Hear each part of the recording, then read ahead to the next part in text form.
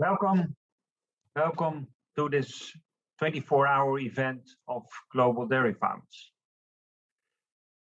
As Global Dairy Farmers, we are very proud that we have realized this 24-hour event, with thanks to the support of many enthusiastic GDF farmers and our GDF business partners as well. It's great and it's very special. My name is Ad van Velde, dairy farmer in the Netherlands, and since 2017, president of this very special group of farmers and business partners.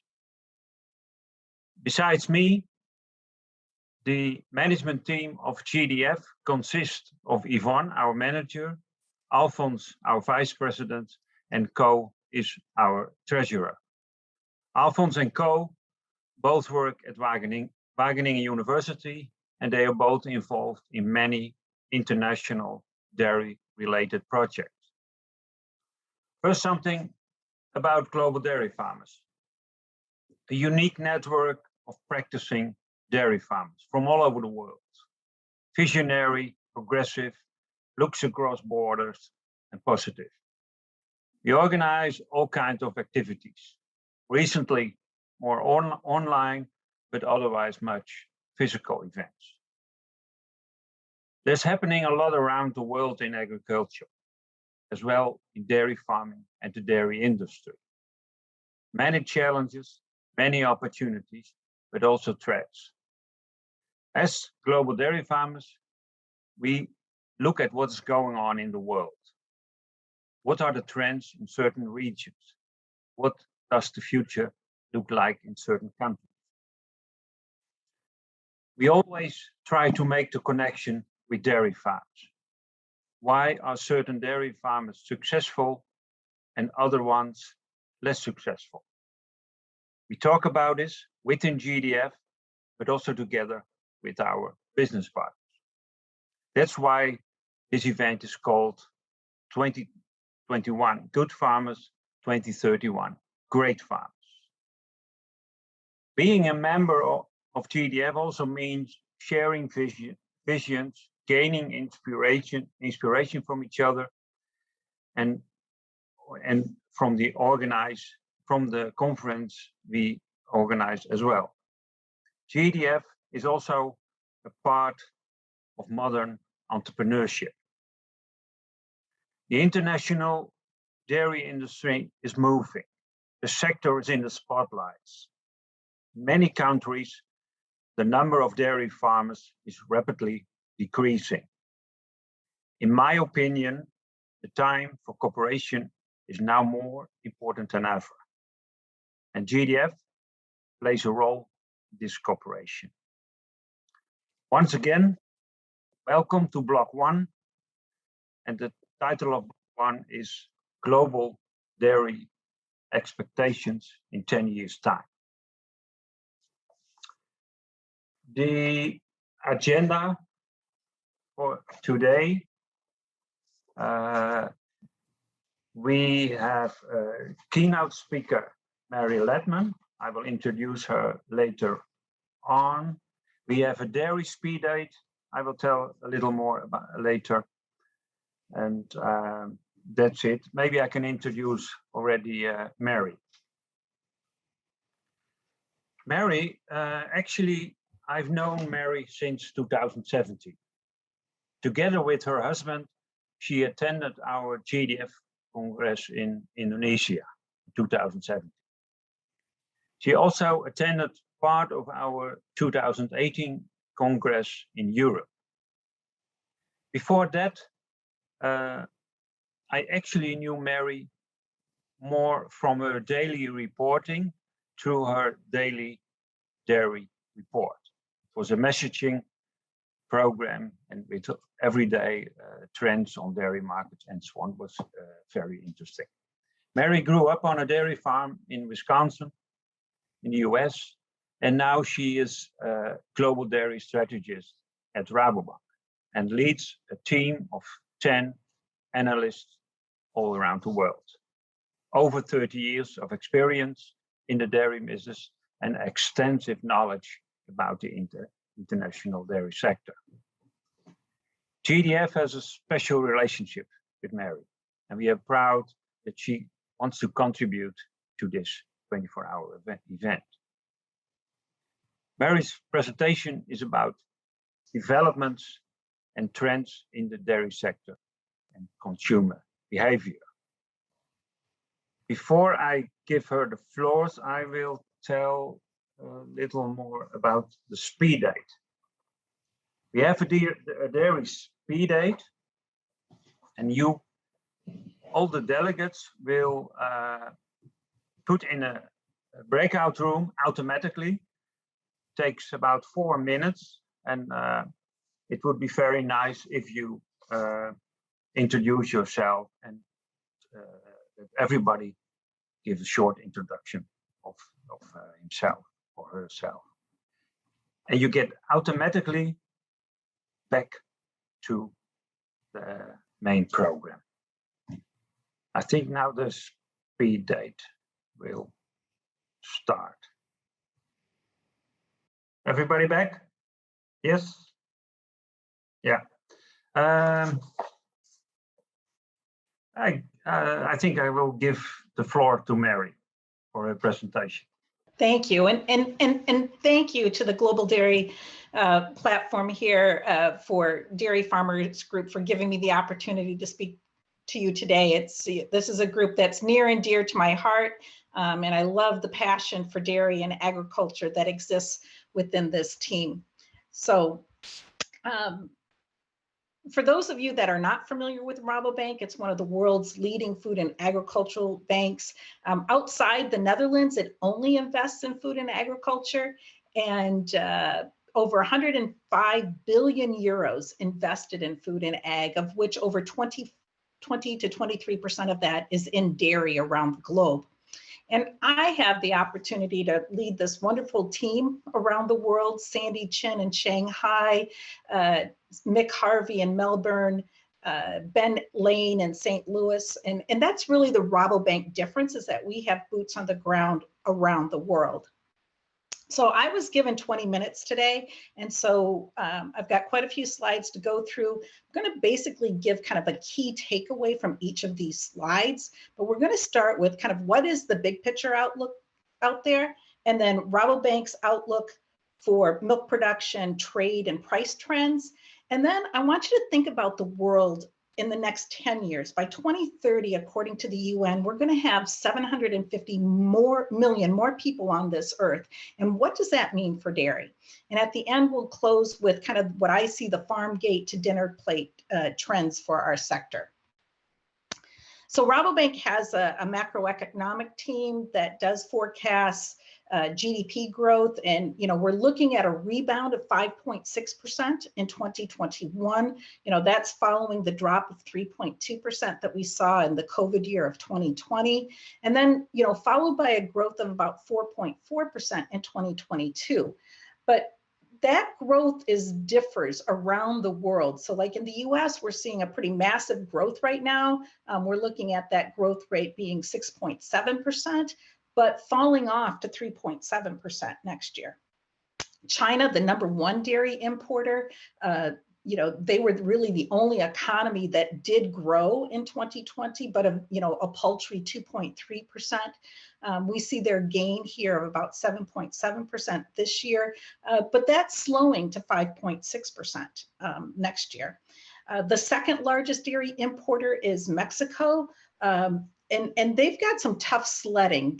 That economy fell by 8.5% in 2020. We see some recovery here of 4% in 2021, but a 3.1% increase in 2022. And the key takeaway there is that the second largest dairy importers' GDP growth is lagging the global averages. There's a lot of unknowns left in the world here. COVID has not been contained and stopped. It still exists. Supply chains are really chaotic at best. For the first time in my life here in the United States, I see store shelves that are not full. In fact, I was looking for cream cheese the other day and it was totally sold out. So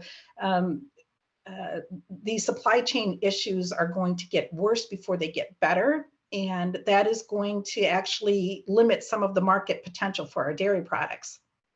Longer term, we are concerned about the amount of money that has been entering the economy and what does that mean for inflationary pressure. But the key takeaway from all of this is that dairy demand fared much better than anticipated during COVID, and that there's been this kind of resurgence in dairy and the appreciation for dairy. So that's something that our industry can be really proud of.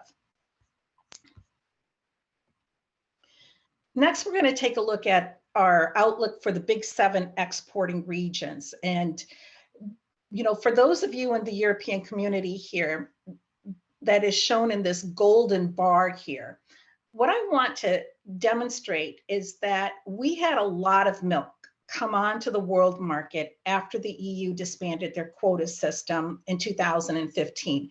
And strong global milk prices and the easing of quotas set the stage for that growth in milk production to occur prior to 2015 and 2014, and then the growth in 2015, which was then, remember, we had some government policies that enticed dairy producers in Europe to reduce milk production in 2016.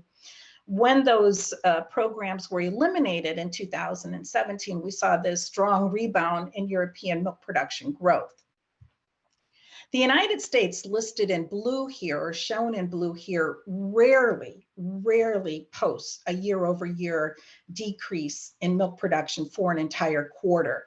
And the heads up is that we are looking at that happening in Q4 of this year, as well as Q1 and Q2. Now, part of those decreases are, you know, against massive increases in milk production that we saw in 2020 and 2021. U.S. typically increases milk production compound average growth rate by 1.5%, and we were experiencing growth rates of 2.2% annually in 2020 and 2021. New Zealand, Australia milk production here in the third quarter got off to a poor start, if you will. And this is, you know, really that October-November time period in Oceania is their flush, and it's going to be less than anticipated. So what the industry experienced in 2020 and 2021 was really a 5 million metric ton increase in global milk production. And we see the 2022 increase being less than half than that. And that slowdown in milk production growth is what's buoying markets. And the other thing to keep in mind is that this onslaught of milk that we had from the elimination of the quota system also resulted in a lot of government stocks in the European community of skim milk powder that overhung the market and kept skim milk powder and whole milk powder prices fairly depressed into 17, 18, and 90. And the takeaway here is that the slowdown in milk production growth has resulted in really no excessive stocks around the world. And we don't see any type of government policy or market conditions over the next 10 years that would lead us to this massive growth in milk production, which was experienced in the global markets in that 2015 to 17 time period. So, and all of that leads to is more volatility in global dairy product prices and farm gate milk prices. We've seen the lifting of these prices here in recent months, and these are the Oceania commodity prices, and we like to say, you know, this lifts all boats, and that's what we're currently experiencing. I don't see the butter prices here of over $6,000 a ton coming into play here, but clearly these elevated prices around $4,000, above $4,000 to $5,000 a ton for cheese and butter are definitely in the marketplace through the first half of 2022. Okay. a lot of things, you know, there's a lot of moving parts here, but for the first half of 2022, we see these elevated markets persisting. And one of the reasons why we've seen the current elevation has been this strong global demand, trade up 5% this year on a product basis, led by China. So the global dairy trade, it's all about China, China, and China. And that's what also makes this very tenuous as well. We are forecasting that China pulls back on imports in 2022 by about 150,000 tons on whole milk powder and about 80,000 tons on skim milk powder. That still leaves, you know, that still is a lot of imports by China, even with that type of slowdown. We can see that the global trade has narrowed here in the second half of the year, and we think that's going to continue. But fortunately, this slowdown in demand that we see from China is timed well, because we also see the slowdown in global milk production growth. So the supply and demand situation is still relatively in balance, but I would say with the caveat that demand is keeping prices elevated, and that we don't really see an onslaught of supply coming into the second half of the year following the Northern Hemisphere flush there in that April, May, June time period. So now I want to turn our attentions and think about 10 years out. But before I do that, I just want to, for this crowd, I think really understands these charts better than others. In the whole scheme of things, global milk production, dairy product production, and trade is really controlled by very few countries. India is by far the largest milk producing region, 200 million metric tons when you consider both cow and buffalo milk production, then followed by the EU with about 160 million tons, and then the US with 100 million tons. A lot of people don't realize that China is one of the top 5 cow milk producing regions in the world, along with being by far the #1 importer of dairy products. Dairy trade, despite only being 10% of world milk production, is still very important. Places like New Zealand produces about 3% of global milk production, but they export 98% of their milk in the form of finished dairy products and account for 30% of global trade. Europe also accounts for about 30% of global trade, but very similar to the United States, Europe has a large domestic market there and only exports about 15%. When we look at what products historically have been exported, it's really been skim milk powder, whole milk powder, butter. Those 3 commodities, the European Community and the United States, have had government support price programs, and at times the governments have accumulated stocks of those programs or those products. The US eliminated its support price program in 2012, but it does still exist in Europe.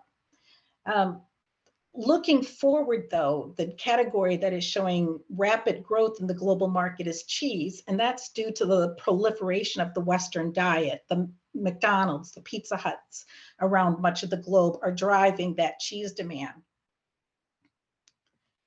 So now what we've done here is looked at where we see milk production growth for the next 10 years, and also where we see demand growth.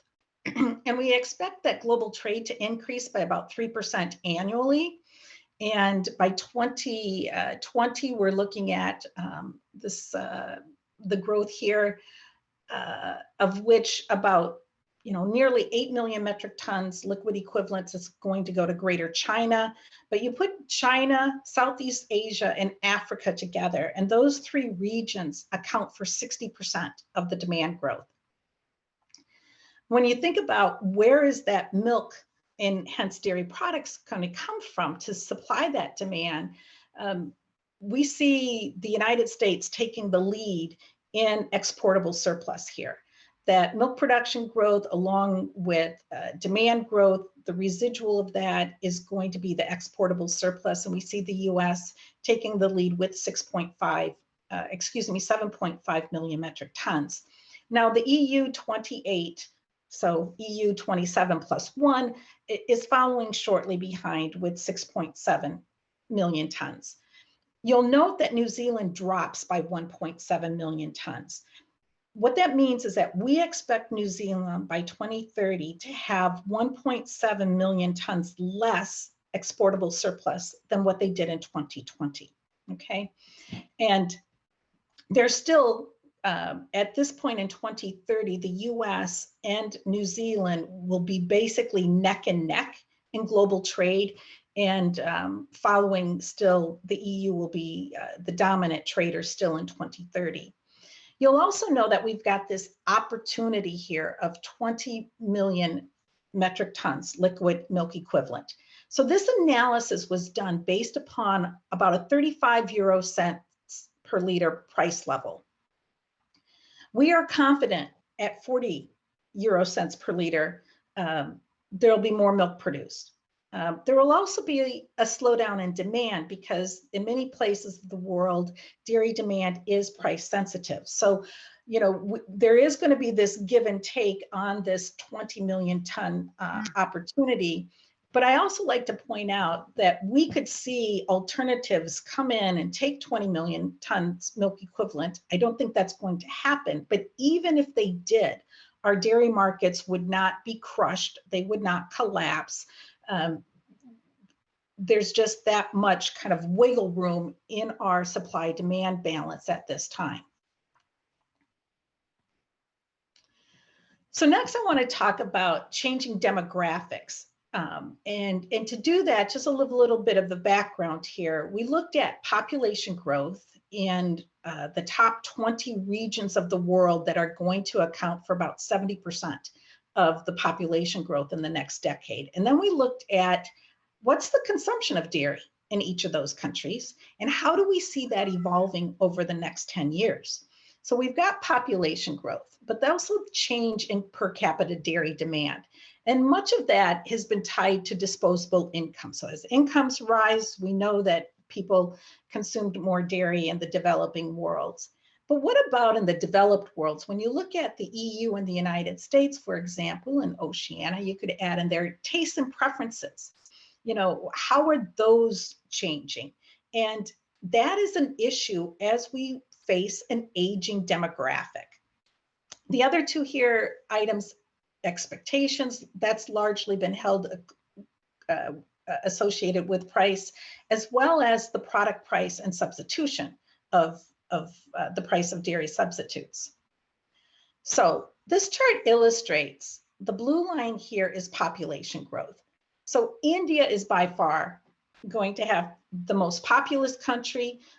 They overtake China by 2030 as the world's largest population. They're going to add 124 million people. But Nigeria, a distant second at 56 million people, the two countries have very different dairy consumption patterns. So India, culturally rich dairy consuming country, whereas Nigeria is not. When I put these numbers together, what shocked me was actually the United States being in the top 10 population growth regions. I would not have guessed that had I not worked through these numbers. So you take away that population line and you look at the population effect and the change in per capita demand effect, and you get India and Pakistan that are the leaders. But both of those countries are largely self-sufficient, and the governments try very hard to maintain that self-sufficiency. The red flag out there for any of you is when those regions have supply issues or growing season problems, because when they come into the marketplace, they come in a big way and are very disruptive. When we take India and Pakistan out of the equation, you can still see how big China is of a market for our world dairy. And when you look at this here, the Chinese demand growth is 2.2%. And that is being driven by a 0.2% gain in population, but a 2% gain in consumption per person. In contrast, the United States, which is already a large dairy consuming per capita nation, the population is driving consumption growth more so than change in per capita consumption. Brazil and then Sudan is very much like Pakistan and India, but Kenya, Iran, Mexico, throughout the list here, this is where we see the growth in dairy demand over the next decade. But besides looking at kind of this absolute number and growth in dairy demand, I want you to look at population, because China's demand has really driven infant formula investments over the last decade. And in the next decade, by 2030, China is going to have their population of under 20 is going to decline by 20 million people, whereas their population above 50 years of age, we call that group the active silvers, they're going to grow by 100 million. So think about how you consume dairy differently. I'm in that over 50 group, and I'm knocking on the doors of 60. And I know today that I probably need 500 calories less per day consumption than what I did 10 years ago. And so when we look in the United States over here, we basically have the baby boomers and the baby boomers' children here.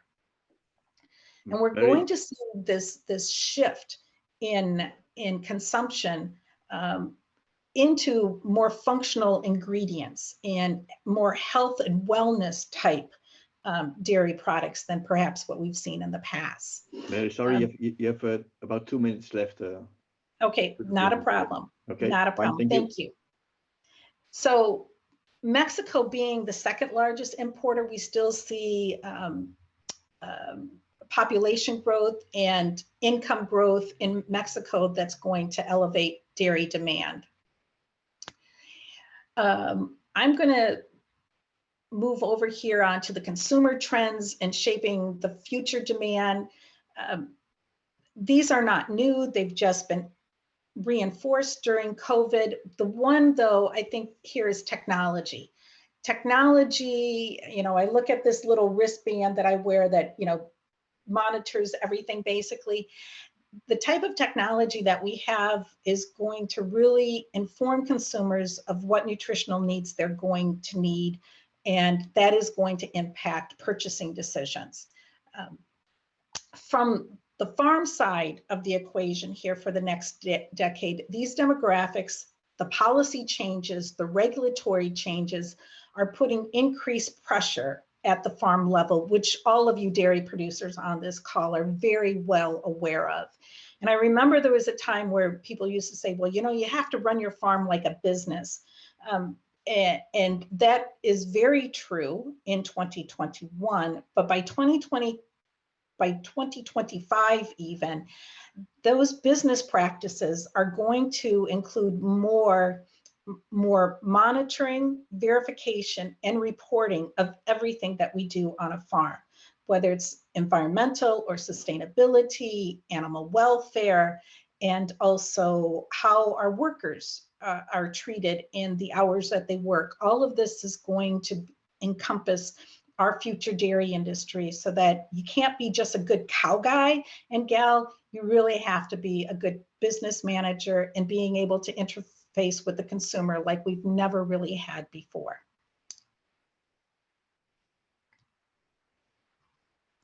Those are my final comments. Thank you very much, Mary. A very interesting presentation. Thank you very much. I would also say, as always, because I think Art mentioned that the first encounter with GDF was in 2017. I think it was already way earlier. I think it was already in 2003 when we were in Chicago, and you were also there. So we go back a very long time. But it's no time to talk about the past. I would like to introduce the panel, who obviously I hope that they've been listening, and I think Jor can help to get them on board. Richard Walker, a dairy farmer from the UK, from Scotland. Carlos Zegwaard, he's from Brazil. and Timo Joosten is from Lely. So I would ask them to join the panel. I think Jori can arrange the technical side of it.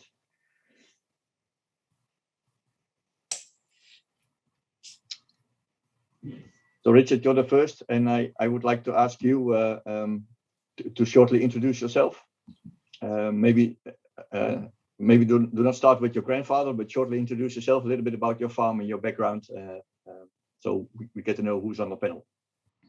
Yeah, thank you, Alphonse, and good evening. As Alphonse said, my name is Richard Walker, a dairy farmer from the southwest of Scotland. Here on our home farm, we milk 600 cows on a high input housed system. We've also got a second unit with 400 grass-based cows on a grass-based system. So two contrasting systems run as two separate businesses. Recently, I've undertaken a Nuffield farming scholarship, looking at how we as a British dairy industry can integrate with developing markets around the world better than we have done in the past. It's something we as a British sector have been poor at, and there, as Mary has just pointed out, there are growing opportunities globally for us to integrate with developing markets. Thank you, Richard. I think we should ask questions to Mary, but there might also be an interesting question to you. How do you look at the deal with New Zealand? But let's save it for maybe the final part of the panel. Carlos, can you introduce yourself shortly, please? Yeah, good evening to everyone. My name is Carlos Zegwaard. I'm a dairy farmer in the south of Brazil. We're milking 300 Holstein cows, mainly in a freestall system. I'm also a Nuffield scholar I'm going to start my travels in 2022. My topic is going to be, for now, it would be try to find ways to improve profits of smaller and medium-sized dairy farmers here in Brazil. And yeah, that's basically where I am. Thank you, Carlos. And finally, but obviously not least, Timo, can you shortly introduce yourself? Thank you, Alphonse. So Timo Joosten, Global Head of Product Management within Lely International. So responsible for the complete portfolio of Lely, that we make a profitable and sustainable future for dairy farming. Yeah, thank you very much. Well, I think Mary had a very good and excellent presentation. So I guess there must be questions also from the other panel members to Mary. I already saw, I think Carlos already put a question in the chat, so I will give you the floor first, Carlos, to ask the first question to Mary or to comment on our presentation or what you would like to do. Well, Mary, thank you for your presentation. It was very interesting. I'm wondering, from your point of view, where do you think is the biggest opportunity? Which region in the world has the biggest growth opportunity in the next 10 years in the milk production? Oh gosh, that's a great question. And I would say if Canada did not have a quota system, I would be all about Canada. Given that they do have a quota system, I think the United States has perhaps more untapped potential for land that can be converted into dairies. But even in the US, things have changed when it comes to having a buyer for your milk. So while we do not have quota systems that have been, regulated, several of the milk buyers, several of the larger dairy co-ops do have base plans in place now, so that it's not just as easy to put in a dairy as it used to be. You think about places in Eastern Europe, though, that could be attractive as well.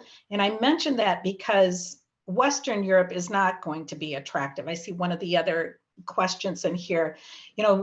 That 2012 to 16 period, EU milk production grew by about 1.9%. And then from 16 to 20, it grew by only 1.2%. And from 20 to 2030, we look at that growth being no more than 0.6%. We've seen, the Dutch, and I affectionately call them the Dutch mafia, who sold their quotas, maybe came to South Dakota or, California or Texas to dairy. I suspect that they're going to have another asset in the form of a phosphate quota or something that's going to get sold as well. And that's going to give the Dutch the opportunity to practice their trade elsewhere. When we think about growing consumer demand, South America is an area that is still ripe for further expansion as well. But all in all, just because a country may look appealing, it has to be appealing for the entire family, right? And so it's not just about where can we produce milk that may be the best place, but where is going to be the best place for my family. Okay, thank you, Mary. Richard. Yeah, do you have a just comment or following on Mary? from that, in the last number of months, with number of months, last couple of years, we seem to hear and read a lot about milk alternatives or milk substitutes, plant-based milks. I'm preaching to the converted here, but nutritionally, we're not comparing apples with apples. I think that, my opinion is, that message will resonate, or is starting to resonate with the consumer. From a nutritional point of view, the two just aren't comparable. But I was just wondering what Mary's outlook was and where the plant-based milk industry will fit in, or displace, or not at all, conventional milk and dairy products. So in our 2030 outlook, we actually have plant-based being 15% of the global fluid milk market, and it's already close to 15% in the U.S. And so in Europe, it's not quite there. But Europe, your EU 27+1 are very diverse countries themselves. You'll have Spain, and some of them are very far along in plant-based versus others where it's almost non-existent. It's going to continue to be an issue. But folks, my message to you, even in Indonesia, is that almond is an agricultural product. Oats are an agricultural product, right? It's like, I don't necessarily think that's where I am not begrudging any other agricultural product that is doing a better job at packaging and marketing and providing a product that consumers are willing to buy. I think our bigger fish to fry here is on the cell-based and products that are using DNA that actually replicate, it's dairy DNA. And that product, particularly, they're having an easier time replicating the fat, not the protein. I've talked to Chris Hansen's researchers and said that, it's fairly easy to replicate the fat. But by doing so, they're going to replicate a cell-based ice cream that is going to taste a whole lot like dairy ice cream because it includes dairy DNA. I don't think soy, almond, or oats are really able to replicate that dairy experience in the same way. And so by 2030, we need to think about, as an industry, or really before that, on a policy standpoint, is how are these DNA, really GMO processes to produce dairy alternatives going to be labeled? That, I think, is going to be critical for our industry to have a say in, because those products will be nutriently equal. So that's a major challenge, I could say. Thank you very much, Mary. And I remember in 2017, you also kind of intrigued the GDF farmers. I will try to use a neutral word with your presentation on plant-based and how it developed. And you actually back then already said you'd better join forces as agricultural producers and maybe fight others together instead of fighting colleague agricultural producers. So I still remember that vividly. Timo, I want to give you also an opportunity to comment and react. I think Mary also said something, and I would also like to know a bit more about the other panel members. I think she also said that the demands for a dairy farmer in future will also be higher. He has to be able to do more than just taking care of the cows. She talked about monitoring, about verification. And I think that's also an interesting topic for Lely as a company. So, but maybe Timo, might also have another comment or question to Mary. The floor is yours. Yeah, well, first of all, to Mary, thank you for your presentation. And what I find interesting, do you see also in your analysis that the way we are structured in the world about dairy process or dairy production and processing, we see a lot of vertical integration initiatives going along. How do you see it from a Rabobank standpoint? Is it a continuous trend? The vertical integration is going on at all size levels as well. And I think there's, definitely a market role here for all size of operations. If you're doing a farmstead cheese, though, it's going to also demand other management capabilities than just being that cow person as well. So there's definitely a segment of the population that is interested in the traceability. They want to know the farmer's story. There are those opportunities. I also have seen large scale dairy producers, with more than 50,000 cows that are diversifying their operations and putting money into processing as well. And some of that is just to, my 50,000 cow dairy farm is not worth very much unless I have a place to market my milk.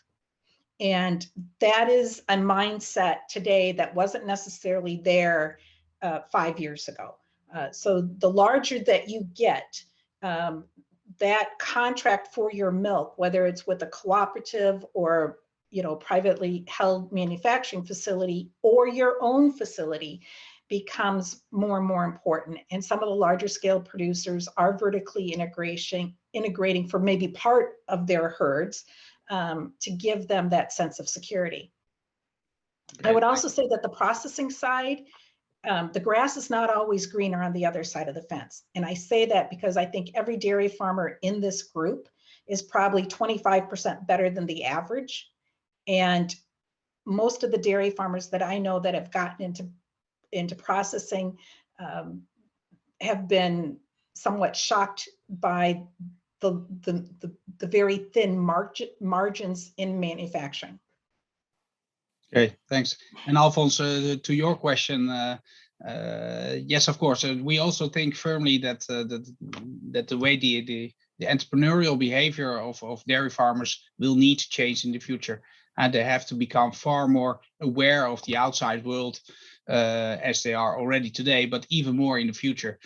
Social demands will differ both on products, transparency of the product, as well as animal welfare and all of kind of matters. So we strongly believe and we think that we as a dairy sector should take the forehand of it and not to await that governments kick in and make it mandatory, that we bring our own way of our license to produce, and that we can also in the competition with plant protein, that we can show them some, look, this dairy protein or this dairy product has its own footprint, and that footprint can compete with the footprint of plant-based. And this is far more that we have to go out, unify ourselves and to figure out how it works, which KPIs, the key performance indicators, is attractive for the consumer, that makes him worth buying it, because this is what we want. We need to seduce the consumer far more by showing what we do, not to hide in the far outskirts of a country, but to be there on the marketplace and to defend our story. Which also from a technical perspective, Richard mentioned it as well, about the nutrients that we can provide to feed the world. Because plant-based is coming up, but it can never grow that fast that the population is growing even faster. So dairy protein has its place in nutrition of the world. Thank you, Timo. I would also like to have the comments of Richard and Carlos on this specific point. So what is required? And I hope the whole environmental agenda, I think, is a potential opportunity for us as dairy farmers and dairy businesses, and we should be flipping that on its head rather than being bombarded with criticism of our industry. There's a huge opportunity. Indeed, I picked up a headline last week that Bill Gates' one of his latest investment is a climate-friendly milk called Neutral.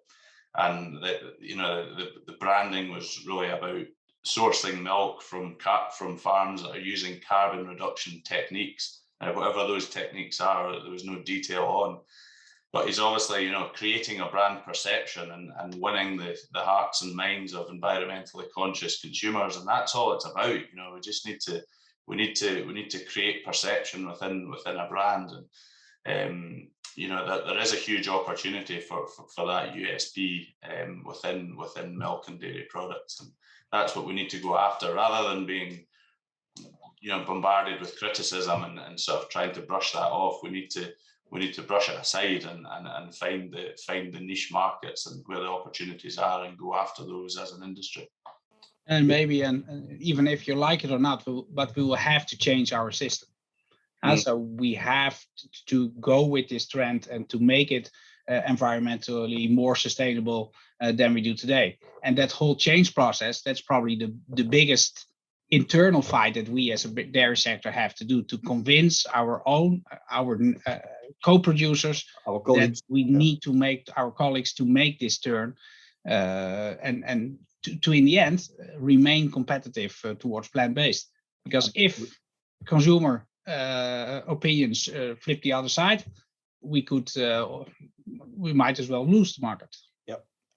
We almost have to wrap this discussion up, and it's always a bit complicated if you have a good panel discussion. But yeah, I prefer to have a good panel discussion and to have it to wrap it up. Carlos, I will give you some time to comment on what Richard said and on the role of the dairy farmer, and then Mary can have the last few words as a general. Try to give a general takeaway message for our farmers. Carlos? Yeah, I agree with that, and it's funny because I was talking yesterday with my mentor, the field mentor. He has a lot of knowledge about in general agricultural, how agriculture is in agribusiness is in Brazil, and he said, well, and I asked him, how do you see milk production or like Brazil's participation in the milk industry growing in the world? And he said, European countries, the U.S., New Zealand, they're really close to their consumers already. So we got to improve that. So you guys are saying that. So I think we're even further than you guys in that prospect. So we got there's still a lot of problems between producers and the industry here. There's a lot of misunderstanding, and they don't really trust each other. So here in Brazil, we got to grow on that. And also grow on that. Also, we have to try to find systems to make our carbon footprint lower. So we got a lot of systems here in Brazil that they're developing, and Brapa develops I don't know if you ever heard about the forest agricultural livestock integration, that you can produce 3 of them in the same area. It's mainly focused on beef production, but there's also farms producing milk in it. So you get trees and soybeans and milk in the same area. So that's really nice because it's mainly neutral, carbon neutral. So it's something. It's just an example of stuff that we're trying to develop over here, and we can try to get that to the dairy sector too. I think we should come back to that, Carlos, and maybe we can organize a GDF webinar on this topic, because this is very interesting. So we'll take you up on that. Mary, can you try to wrap it up for us, maybe in a one-liner? Sorry for the difficult. In a one-liner, okay. Yeah, so number one, I'm going to do it maybe 2 or 3 points here. Number one, global dairy demand is growing, and we have an opportunity. Our demographics are changing, so we're going to have to change our product mix to adapt to the changing demographics. There will be increased volatility because there's really not a lot of government stocks or any government stocks being held around the world, okay? And technology is going to be the way that we communicate through consumers, through your milk plants, through the whole system. the digitalization here of dairy. And so this is going to be, critical that we get this right so that we're monitoring, we're verifying, and we're able to report to anyone at any time what's going on in our dairy operations. And that's from the farm gate all the way through processing delivered to the consumers. Thank you very much. Thank you, Richard. Thank you, Timo. Thank you, Carlos. And especially you, Mary. Thank you very much for your presentation. And we'll certainly be in touch. What we'll try to do, not all questions from the chat have been answered, but we will try to get answers from Mary and we'll put them in a GDF newsletter to get back to you. So thank you all. And I think I give the floor to Yvonne for the next part. Thank you. Yes, so in a couple of minutes time, we have the new session, the second part starts. And I'm looking forward to seeing you there as well. So just grab yourself a glass of water or go to the bathroom. It's a short break now before we start in a few minutes.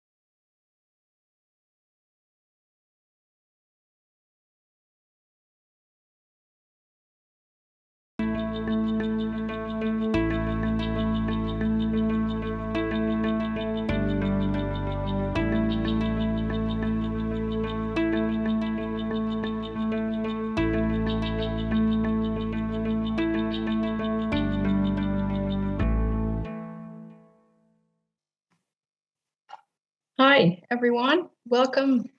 It's 7 o'clock on point. So we're going to start this second part of this GDF Online Summit. Welcome. Welcome to the second part of Live Block 1. Thank you all for being there. I see a lot of familiar faces who joined the first part and some new faces as well. Thank you. I hope you enjoyed the first part and definitely the upcoming part is going to be as interesting as well. So what we're going to discuss about today, it's basically what GDF is all about. So we have the World Dairy Table discussions right now. And it's all about sharing your opinion, sharing your experience. And that's what we also expect from our partners. And they all thought, all of these partners of us, they thought of a topic. And a topic that's really crucial to them, what they want to discuss with you, hear how you think of it. And 7 of those I thought of quite an intriguing topic. During your registration, you probably have seen the topics already, but I will show you those later on as well. So, as I said, we're now at the World Dairy Table discussions, and then make sure you stick around afterwards, because then we have the Farmer Solution Center with some interesting farmer presentations. But for now, the agenda of the upcoming, let's say, 45 minutes. So this is the welcome. And my name, by the way, is Yvonne Osservoort, and I'm the operational manager of Global Dairy Farmers. And I'm going to explain to you a little bit how it works. So we're going to have 7 different discussions happening all at the same time. So you can choose the topic of your preference. And the topic is related to this breakout room. So there will be 7 breakout rooms, but I will explain to you more the technical part later on. So this will happen twice. So you have 2 times some very interesting discussions. 2 times you can choose your topic. And then after this, there will be some take-home messages from each of the hosts of these topics. So here you see the list. As you can see, 7 topics. It's Holm&Laue, talking about animal welfare trends in calf rearing. Number 2, MSD Animal Health, about protecting calves against common diseases really early. Lely, about digital farming. VES-Artex, about rationalizing water in the back of the barn. Jaylor, an honest discussion about GMR, is it right for everyone? Number 6, Aeres Agricultural University, about farm succession. And Denkavit, about vegetable protein in calf milk replacers. So I'm just going to give you a couple of seconds to have a look at it. So remember the number and the company name of the topic you want to join. So before we actually are going to open these breakout rooms, these where you can discuss the topic, let me explain to you how this technically works. You can either choose your room directly, or you have to add the number of your preferred session in front of your name. And I will explain to you shortly both ways how to do it, how it looks like. And then I will give a go to actually join the breakout room. So again, here are all the topics. So you choose one of them, and in a couple of minutes, the breakout rooms will be opened. And if you choose it directly, at the bottom, you see these little squares called breakout rooms. You just click on it. And here you can see all 7 topics, and you just click on the one you would like to join. For instance, if you want to join the Lely presentation, just make sure you press join and actually press yes. In case that somehow doesn't work because of maybe you don't have the most recent Zoom update, you can either change your name by looking at your own little screen. You see 3 little dots. There you can, at the bottom, you can see rename. Just make sure you put the number of your preferred topic in front of your name. And then we make sure you get into the right breakout room. And if you can't find yourself amongst all people, at the bottom, you see a participant, you click on there, where you can click on more, and there's the rename function as well. Make sure you put the preferred number in front of your name. And also just make sure that if you have any question, put them in the chat during your breakout session, especially if it's a larger group. If it's a smaller group, just turn on your microphone and ask the question. And a reminder as well for our hosts of today, so our business partners, if your session is going to be recorded, make sure you press the record button. So again, here are the 7 sessions, and I would like the breakout rooms to be opened. Enjoy. Yeah, it's about animal welfare. I would like to discuss animal welfare trends, especially in calf rearing. Why I'm doing this, yeah, maybe I introduce myself. My name is Holger Kruse from Holm&Laue. We are a producer of feeding equipment for calves, automatic calf feeders and milk taxis, also housing systems for calves. Yeah, and this is basically what we are doing, situated in the northern part of Germany. Yeah, why did I choose that topic? We see more and more criticism in the way we are working on our dairy farms, and especially when it comes to animal welfare. There's always discussion about the little ones, the calves. And what we're going to see, what we are seeing is that, yeah, in Germany, yeah, the discussion about animal welfare and carbon footprint is a rather hot topic, not only since we have elected a new government, which will probably present us with a green minister, secretary of agriculture. Not sure, but probably that's going to happen. And of course, I think they will also influence the European yeah, politic in the European Parliament and incorporate new standards all over Europe. But I think we not only have a political challenge, also the society, they want higher standards. And what we see, for example, here in Germany, that the supermarkets, the retail stores, they have just implemented a new 4-grade label to indicate the housing standards and animal welfare standards on the farms of the products they are selling. Another trend which we see here is that yeah, consumers are yeah, seems to go more and more vegan. I mean, we only have less than 3% people who are really real vegans, but it seems to be a main trend in the main food consumption. But talking about calf rearing, we also see some very interesting developments. From here in Germany, from next year on, the transport of calves younger than 28 days of age will be forbidden. So bull calves can only be sold after 4 weeks of age. So not only 2 weeks as by now, but 4 weeks. We also have a rather serious discussion about the ban of cage housing, whatever that means. So how do you define a cage on a dairy farm? It's quite unclear, but I think definitely having calves in individual hutches, that is definitely a cage. Yeah. Another interesting fact is that there's a first dairy factory in Austria, which is yeah, has forbidden its suppliers to feed milk replacer to the calves. So they always only need to be fed with whole milk on farm. Of course, also to separate themselves in the competition on the market.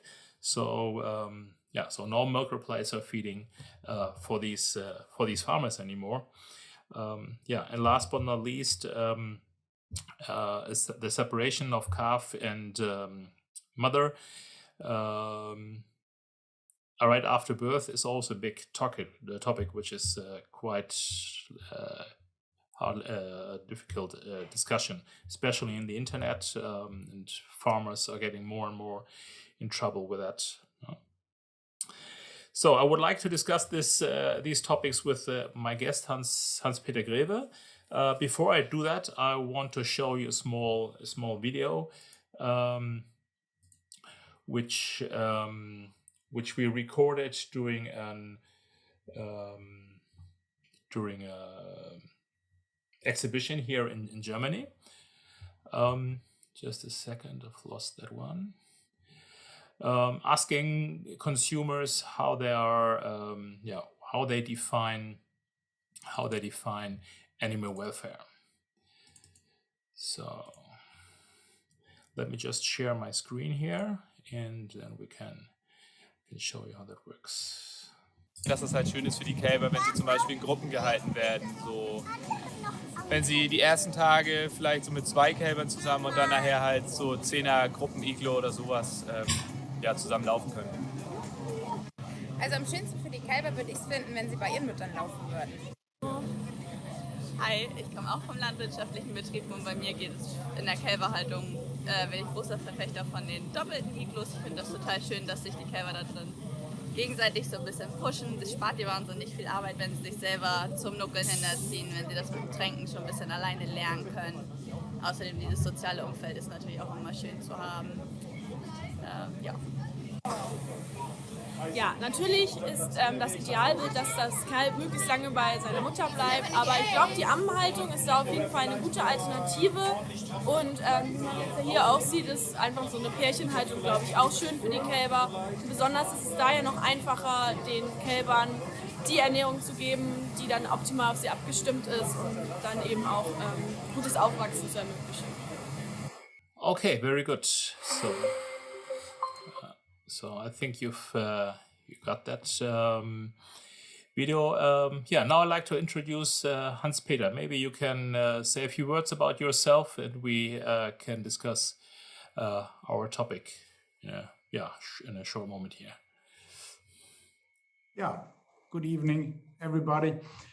I'm from the Milchhof Rodenwalde dairy, which is located between Hamburg and Berlin in the north of Germany. We make 1,900 cows and we raise 600 calves a year for the replacement. Mm-hmm. Yeah, very good. Yeah, your colleague Sven is going to introduce your farm a little bit later, so I think that's quite interesting as well. Hans-Peter, you've heard what these 4 people had to say about how they define animal welfare. How would you comment on that? Yeah, you see the 4 people, 2 were from farm, and if you're closer to the dairy industry or to the dairy farming, you see that what we are doing is pretty normal. But if you are living in a big city and have no idea what's going on the farm, yeah, you might have the idea that it's better for the calf to stay by her mother. But if that is really true, I'm not sure. Mm-hmm. They were all in favor of at least having calves in groups. Do you have, or especially they were talking about having at least 2 calves in a hutch. So do you have experience with that as well? Yes, we have single hutches and we have double hutches. Most of the calves we raise in double hutches. So they are together with 2, but we are trying now to raise the calves in bigger groups. We are trying to raise them in groups of 10. Yeah. Okay. Yeah. How do you react on your farm when it comes to increasing demand of animal welfare? Are you continue what you're doing, or do you already consider new management tasks? I think we are doing a lot of animal welfare. The cows are much more healthier than 20 years ago. We're using less antibiotics. And I think, as I said, we're doing a lot of good things. We have to talk about it. Yeah. Yeah, I think that's important to get that message across, huh? And I think this is somehow lost somewhere on the road. Yeah. Yeah. Yeah. Okay. Yeah. Is anybody else in the audience who would like to comment on this, or who would share their experience with animal welfare questions? Has anybody had contact with animal rights activists, for example? You just open your mic and just join the conversation here. We have a few more minutes. Hello. Hi, Chris. Hi. Coming to you from the North Waikato in New Zealand. We're dairy farmers, about 400 cows, and we've just started experimenting keeping calves at foot with cows. Mm-hmm. And we're doing so in response to what consumers are asking of us. And that's just one of the things that we're doing. I think the issue is that we dismiss the views of people that live in cities because they're not connected to farms, and therefore they don't know what's doable in management terms. But I think we do that at our peril, because they are the main consumers of our milk. So I think to dismiss their views on how we should manage our stock is probably not a helpful one. And if we strip it back and say, okay, this is what's being asked of us, how do we go about it? I think what we'll end up doing is designing systems that will work instead of having this institutional view of how we do things. So from my perspective, it's been an eye-opener. We've basically redesigned our system to keep calves with cows, and it works. And the basis on which it works is you offer them choices. Okay. How many cows are you milking? What is 400? 400. Okay. And all calves are kept are remaining with cows. They will be, yeah. So we've just started doing it as they calve. So we're going to calve in 3 blocks through the year. So we've just started doing it, and what I've found is that we've spent too much time and effort trying to manage a cow instead of offering, or a calf instead of offering them choices. And as soon as you offer them choices, they calm down, and everything seems to be a lot easier in terms of management on the farm. Do you think are you going to use nursing cows, or will the calves remain within the normal? The calves will remain with their dams for until they're weaned. Yeah. Yeah. Okay. Yeah, I think that will be interesting to see once you go through your first experience, to see how that actually works, huh? Yeah. Okay, yeah, thank you very much. The session will end in a couple of seconds. So yeah, thank you very much for being with us here. And yeah, hope to see you soon. And yeah, have a nice evening. Bye-bye. Welcome back, everyone. Everyone is slowly coming back to the main session. I hope you had some good discussions. And I believe you can contact the host anytime if you want to enter into a more and longer detailed discussion. So this is a good way, well, to start the discussion and hopefully, yeah, meet up again, maybe online, hopefully soon, physical.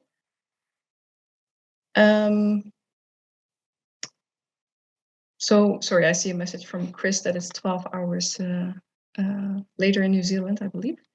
Yeah, so I hope you all had a good discussion. What we also would like to hear from the different hosts, from our different partners, is if they have a take-home message for each one of us. So I'm going to call out your names and ask you to share maybe what you've heard or what you think is really something that every one of us should think about and take home.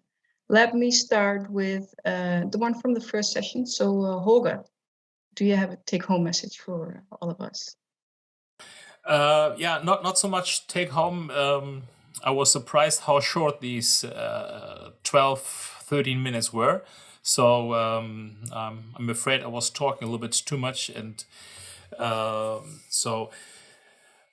yeah, basically, what was important, interesting. I had a discussion, I had an interview with Hans-Peter, and for him, milking rearing calves is in the conventional way is also an animal welfare task, which can be done properly, so that it's good for the animals, especially group housing.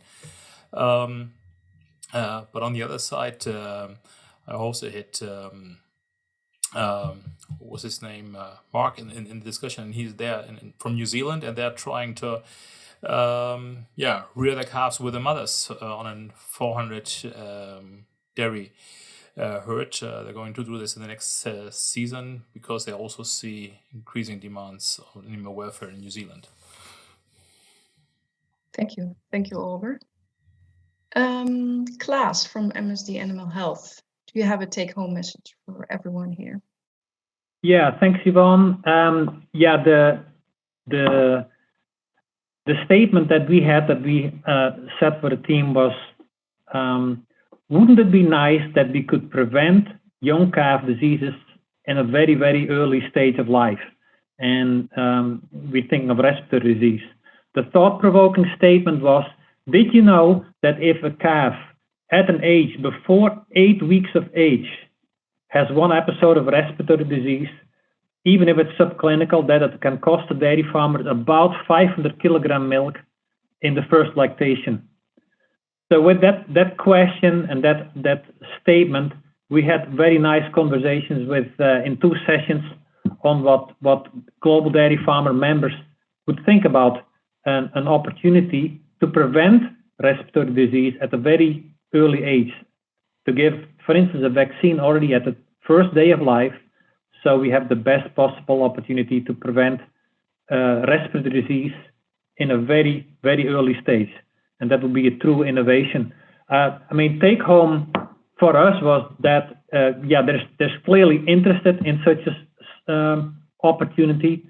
Another take home and reminder for us is, and I'm talking about our take homes, is that we still have to do a lot of work into further increasing the possibility as vaccination as a standard practice in dairy and beef farming.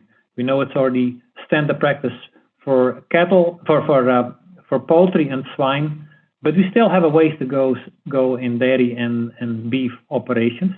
But we received some very good qualitative comments from the global dairy farmer members to help us further develop our thoughts how to approach this market. Thank you, Thank Klaas. you. That's very good to hear. Thank you. Ian from Lely.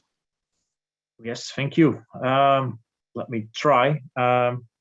During our session, I tried to take the other people along in my own digital farm, and how I try to make the data work a little bit for me to make my life easier. And what I would like to give to the whole group along is that, yeah, we're just getting started, and with in the coming years, the amount of data will grow that you have to process to make the right decisions on your farm.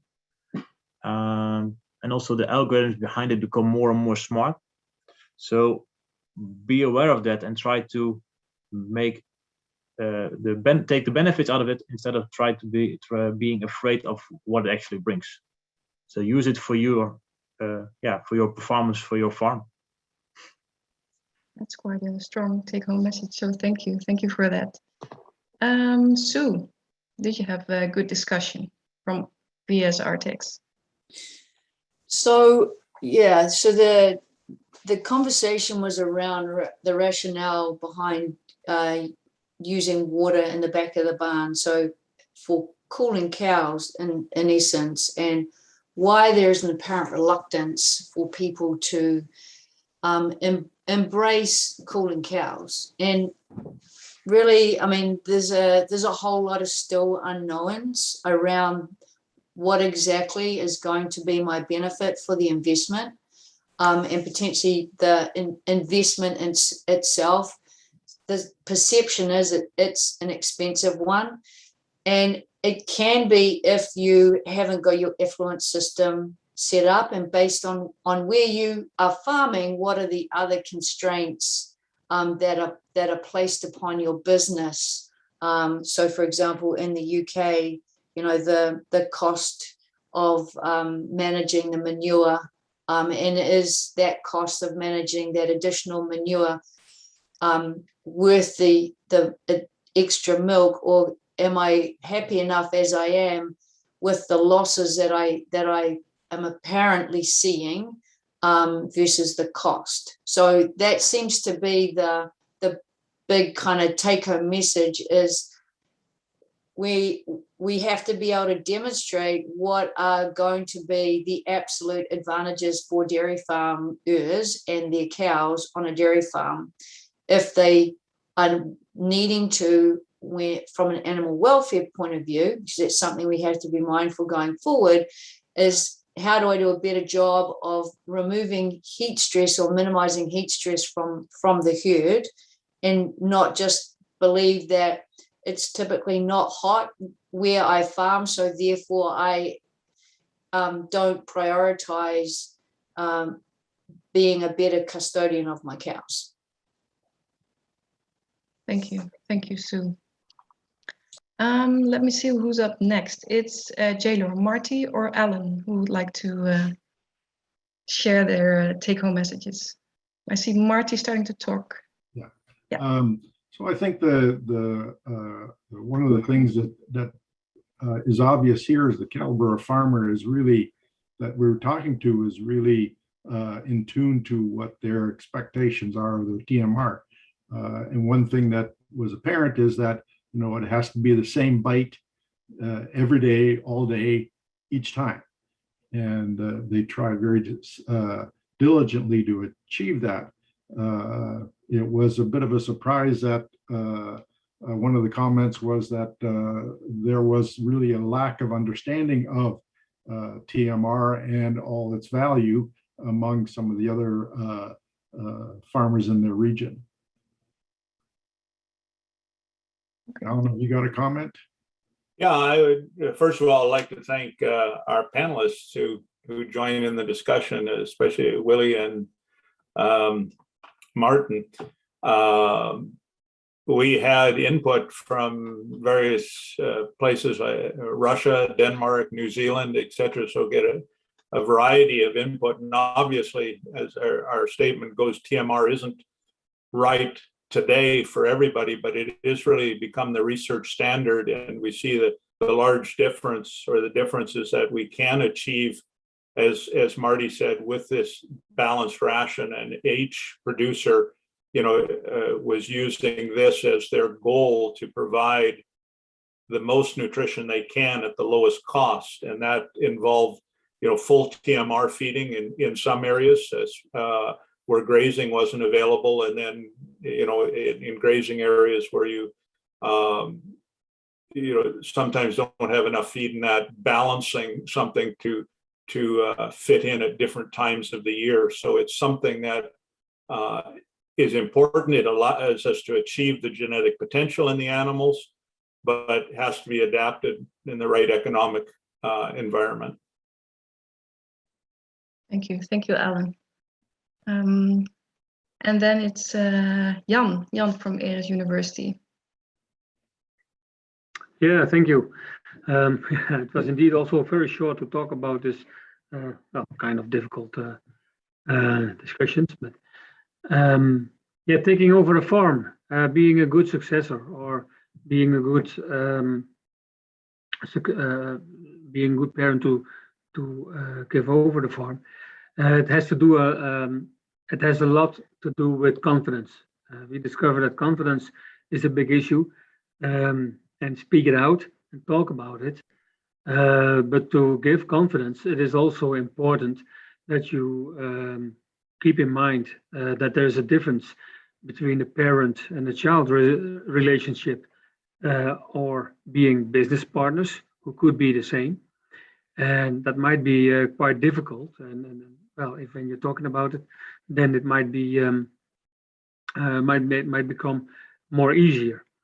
And there's always when you have confidence, then it might be easier to step back. It also might be easier to step forward, because when you want to succeed a farm, you have to step forward. You have to show some entrepreneurship.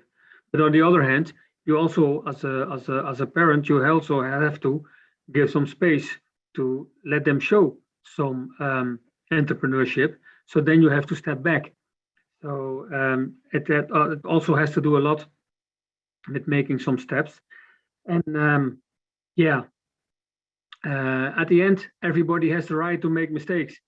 So if you can make mistakes, you can learn more. So yeah, give your succeeder space to make mistakes. And yeah, and at the end, I come back to the keyword, which is confidence. Thank you, Jan. I think I see a lot of people nodding when you say be allowed to make mistakes. So thank you for those words. And then the last one, but not least, Pascal from Denkavit. Do you have a take-home message for us? Thank you very much, Yvonne. That last one was certainly a hard one to beat. But we had a few very good discussions, even with people who had already passed midnight, and that shows great dedication. So I want to also thank the participants very much for being part of our breakout room. Our discussion was about vegetable protein in calf milk replacers. So it's a specific subject on already a very specific topic on a dairy farm. So I would like to give the take-home message also in a much broader way. Our take-home message I would like to give is, before you consider feeding a calf milk replacer as compared to whole milk, for example, to your young calves, and even though I'm an advocate for calf milk replacer working for Denkavit, but before you even consider, check your management. I'm talking about dry cow management, colostrum management, vaccination program, housing system, feeding systems like what were discussed with Holm&Laue, auto feeders, or maybe a milk taxi, because the success or a failure of even the most premium calf milk replacer is determined by good management. Thank you, Pascal. Wow, that's a lot of information from all of you, a lot of good take-home messages. So I think I can say on behalf of all the participants, thank you very much. And thank you all our partners for hosting these breakout rooms. And of course, all our table guests coming from different parts of the world. Thank you very much for kickstarting the discussions. And yes, again, I hope this was a good kickstart in general, and hopefully you all will stay in contact to have longer and more in-depth discussions. So this is the end already of this second part of Live Block 1. Just stay online, and you can enjoy the next session as well, where we have the Global Dairy Farmers Solution Center. Some of you already know it a little bit what it is, but for those who don't, two dairy farmers will explain a topic that they are concerned about, or maybe they see opportunities and would like to share it with you. So a short break now, and hope to see you again in a couple of minutes.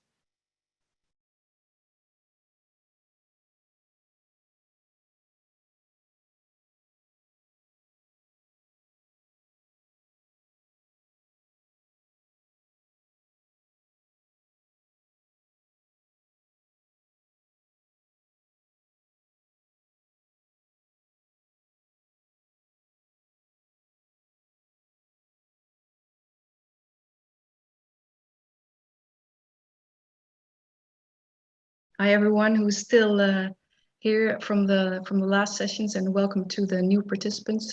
Welcome to the Global Dairy Farmers Online Summit, the first block. Yes, so now it's time to have the Farmer Solution Center. We're looking forward to this. It's about farmers sharing their story, about their experience, if they have encountered some issues. And that's also what Global Dairy Farmers is about, being open and honest and getting honest feedback as well from you guys. So the agenda, it's the final part, and that's, here we go, Live Block 1, Farmer Solution Center. So the agenda of today is me welcoming you all again, either back or new. And before we actually go to the presentations of today, we have a dairy speed date again. So I will explain a little bit more about this later on. And let me first tell you very shortly something about Hans-Peter GREVE and Sven Koops from Milchhof Rodenwalde, because they will be the first farmers to to present their topic. We've met Hans Peter, or I've personally met Hans Peter a couple of years ago when we visited his farm in Germany. A very impressive, a very aspirational dairy farmer, and a great farm and intensive dairy farming. And what he has done now is hire a new operational manager, Sven, who has 30 years of experience in New Zealand, always with dairy.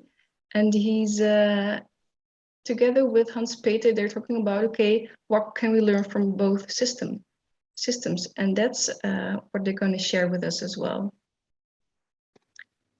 And then Gillian O'Sullivan will take over. She's a dairy farmer from Ireland. And we've met a couple of weeks ago while she was standing outside, and I saw the steep hills, and she's gonna share a lot of things about once a day milking, a very different system, and she's gonna share with you how this benefits to her and how it might benefit to you as well. But before we actually go there, we're going to do a little bit of speed dating. So what I would like to ask you is, you're going to be put into breakout rooms again. There's going to be 4 minutes where you introduce yourself, or maybe you're in a group with people you already know.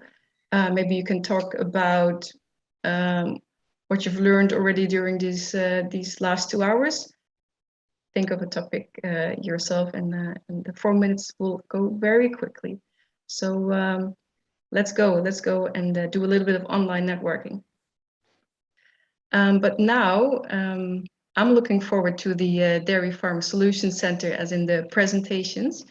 And how this is going to be is that first we will see a video of the farm, and where in the first case Hans Peter and Sven Koops will tell you about their farm. So it's a kind of a walk through the farm and getting information. And then they will have their presentation, elaboration on their topic, and you can ask questions through the chat, and Alphonse will make sure those questions are asked.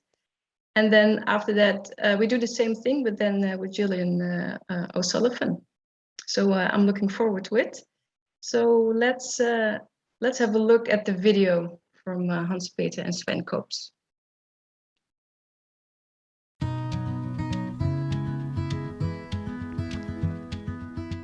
We like to show you the Milchhof Rodenwalde farm.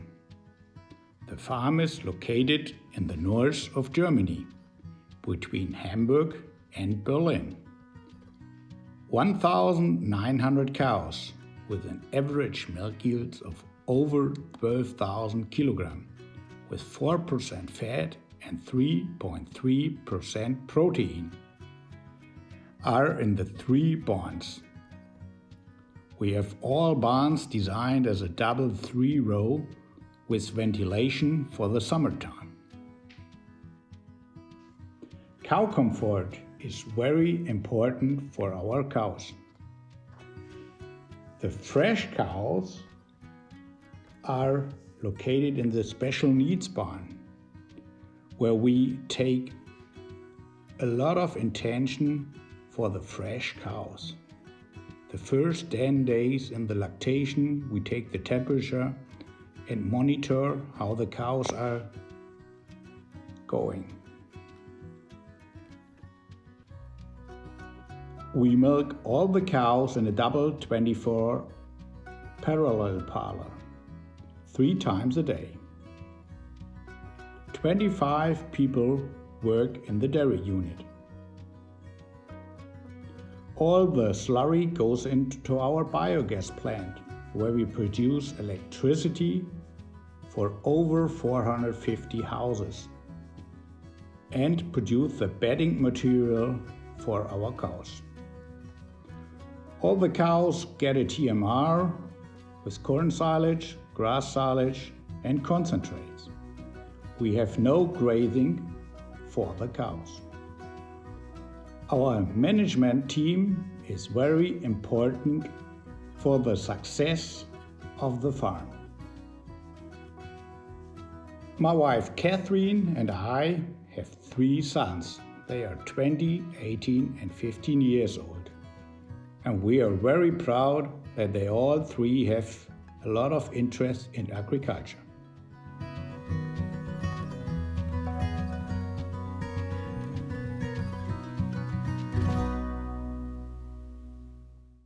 I think that was quite a wonderful video. So thank you, Hans-Peter and Sven.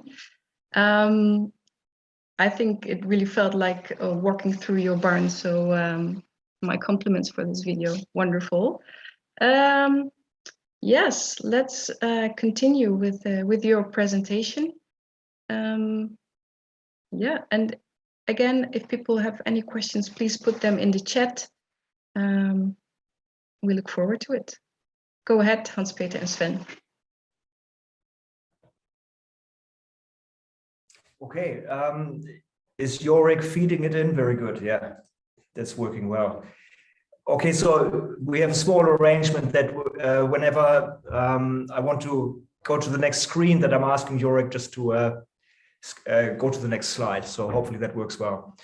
Okay, yeah, my name is Sven Koops. I'm operations manager here at Milchhof Rodenwalde. I've been asked to make a small presentation, and since I've spent many years in New Zealand in a dairy farm system there, which is quite different from this one, I thought, well, why not compare the two? Maybe cross-pollination is an optimistic way of looking at it. It's more of a comparison and thought-provoking to see whether there are opportunities, but I'm certainly not guaranteeing any. Next slide, please.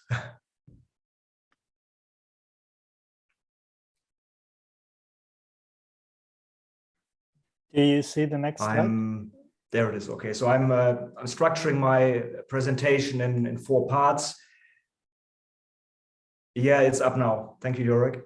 So I want to briefly outline the differences and potential reasons for why we have different systems and dealing with it.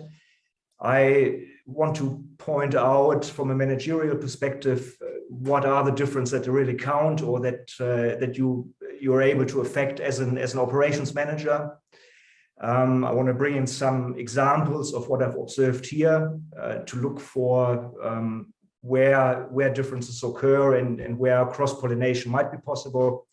And I'll finish off with some take-home messages and a brief summary. Next slide, please.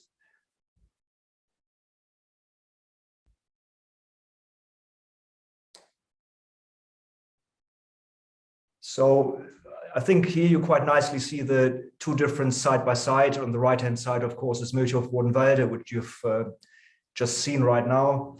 On the left-hand side, this is no particular farm, but it's a farm in the center of the South Island of New Zealand. It's in the Dungarvan area, which is a prime dairy producing area, high producing farms, good soils. Interestingly, this area 25 years ago was the Dust Bowl of Canterbury. What's made the difference is irrigation schemes that have enabled farmers to irrigate their soils. The reason for that you can see on the bottom left in the rainfall data. This area receives something like 400 millimeters of rain. If you then look over on the right-hand side for the temperature data, you can see that the Dungarvan area is consistently above the 5 degrees Celsius line all year round, whereas Rodenwalde, and I had to take the data from Schwerin here, you can see that the temperatures are below 5 degrees 3 to 4 months a year. So when you look at the 2 systems, you can see a pasture-based system in New Zealand in that area makes complete sense. You have all year round grass growth, and soil conditions are such that you can graze these pastures 12 months of the year if you wanted to. On the other hand, of course, on the right-hand side, you are in a latitude that is about 1,200 kilometers further north than Dungarvan is south in terms of the southern hemisphere. And you see that it's just not possible to have such a system in those climatic conditions. Next slide, please, Yorick.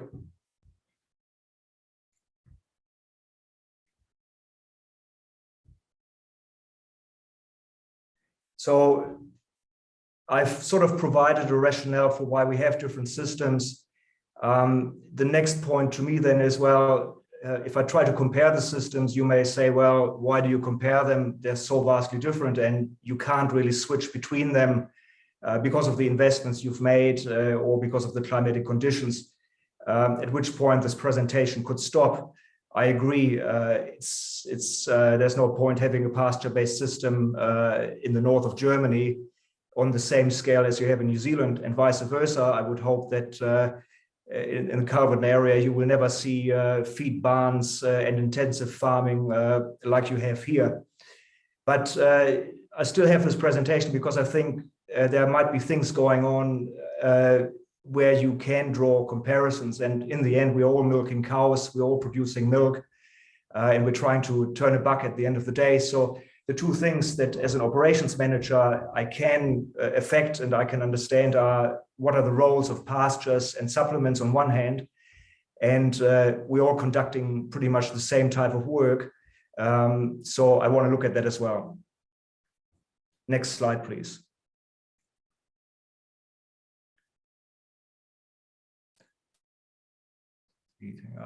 So first up, the pasture-based system, what's the role of pastures and supplements? The graph on the left-hand side shows the feed demand curve of a seasonal milking herd. That's with the green squares and the blue line, sorry, that's the blue line and the green line is pasture growth.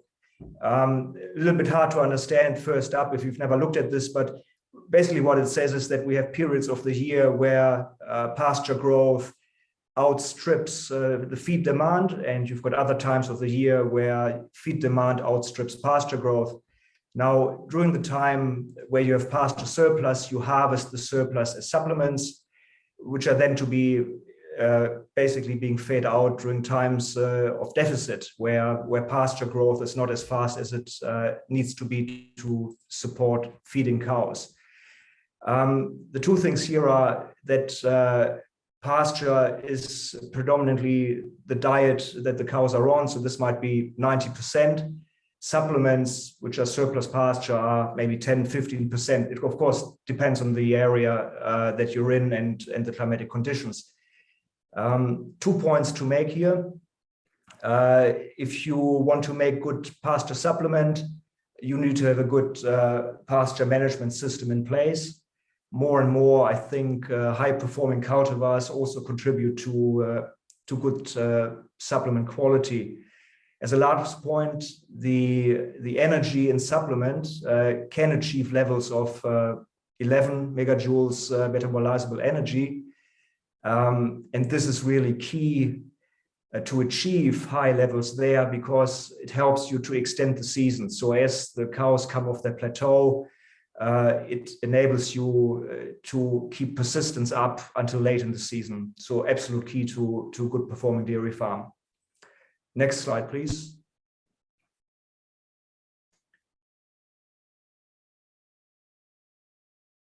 So this is almost a role reversal here. You're harvesting supplements, but these are actually the base feed ration that the cows are dealing with. This could be, depending on the quality, 50, 60, maybe 65%. The balance is made up from specialized feeds, and these, in my view or in my experience, are used really to balance out any deficiencies in the base feed ration. So poorer pasture qualities that lead to poorer pasture supplements or silages can be balanced out with specialized feeds and are also used as such. Of course, milk price or economic conditions in general are very important here to consider. You wouldn't simply balance out a diet if it was uneconomic to do so. So just in the two frames below, you can see on the right-hand side our feed boxes or feed silos for rape, for special premixes, for rye and maize silages. And on the left-hand side are what New Zealanders are probably well used to, bunkers with maize silage and pasture silage. Next slide, please. Yeah. Next slide, please, Yorick.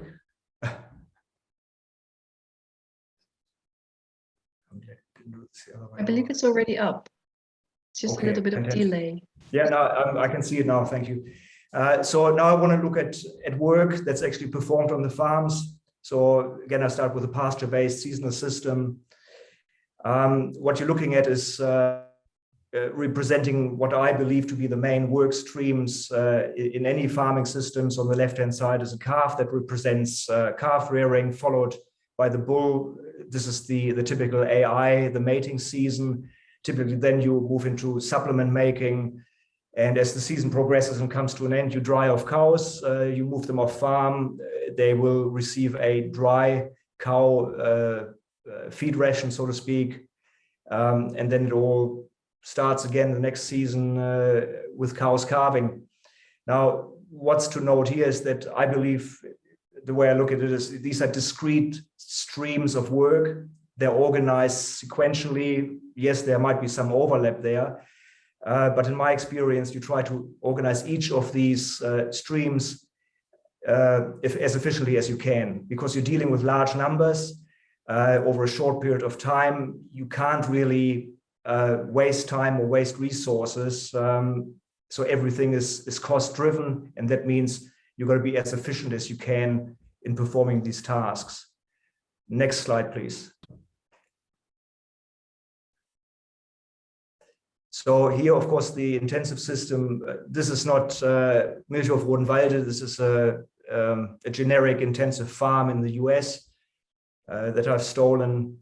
Again, we're looking at the same work that's being done, but the difference here is all these work streams occur at the same time. So calf rearing occurs all year round, cows are being mated every day, cows are calving every day, and cows are regularly dried off. Now, I put the picture in the middle because all this has to happen under a very restricted space, so under one roof, so to speak. And this creates, in my mind, a degree of complexity that I've never seen in a pasture-based seasonal system. That, in my view, is not an efficient system, although we do things efficiently. But then the point here is not to be efficient. The point here is to do the job as good as you can. So to maximize or optimize each work stream, because ultimately you're looking at a different outcome from the perspective of what that work stream is supposed to be doing. Next slide, please.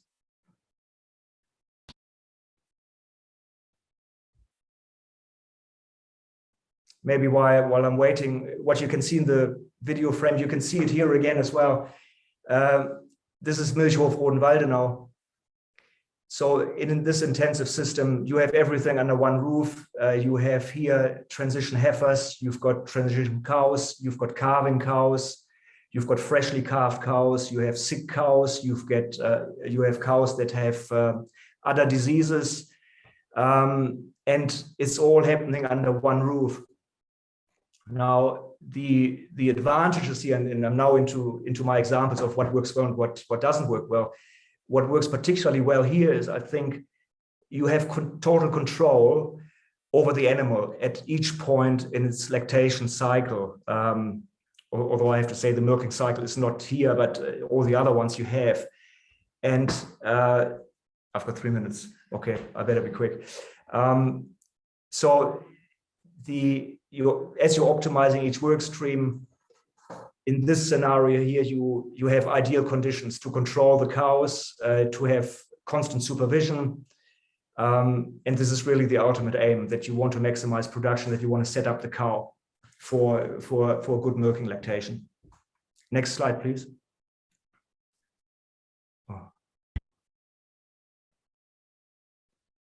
So this should be okay. So this is very quick. This is what I believe to be a very efficient work stream in a pasture-based system. What you can see here is calf rearing. And interestingly, this is not single box or double box or tenor groups. This is a group of 100 calves that in my view gets very efficiently fed. Yes, you may say, could be difficult to pick out calves that don't compete or that are sick. Yes, that's true, but typically there's good stockmanship in this field as well. And calves that are sick or that are non-competitive are being picked out at this point and they're moved away from this group. So in my view, this works well and it's highly efficient. Next slide, please.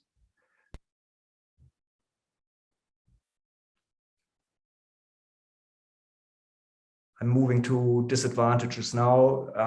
In the pasture-based system, there it is. So what you see here on the left-hand side are wintering cows. They're wintering on fodder beet. That could be up to 80%, 90% of their diet over the winter period. On the right-hand side, you can see cows that are just about to calve. They're being fed silage there, maize silage and pasture silage, and there's some mag oxide sprinkled on it for prevention of milk fever. Now, both of these streams are organized very well, highly cost-effective, but what you don't see here is that going from the wintering situation to the pre-calving situation, you might have 6-7 days.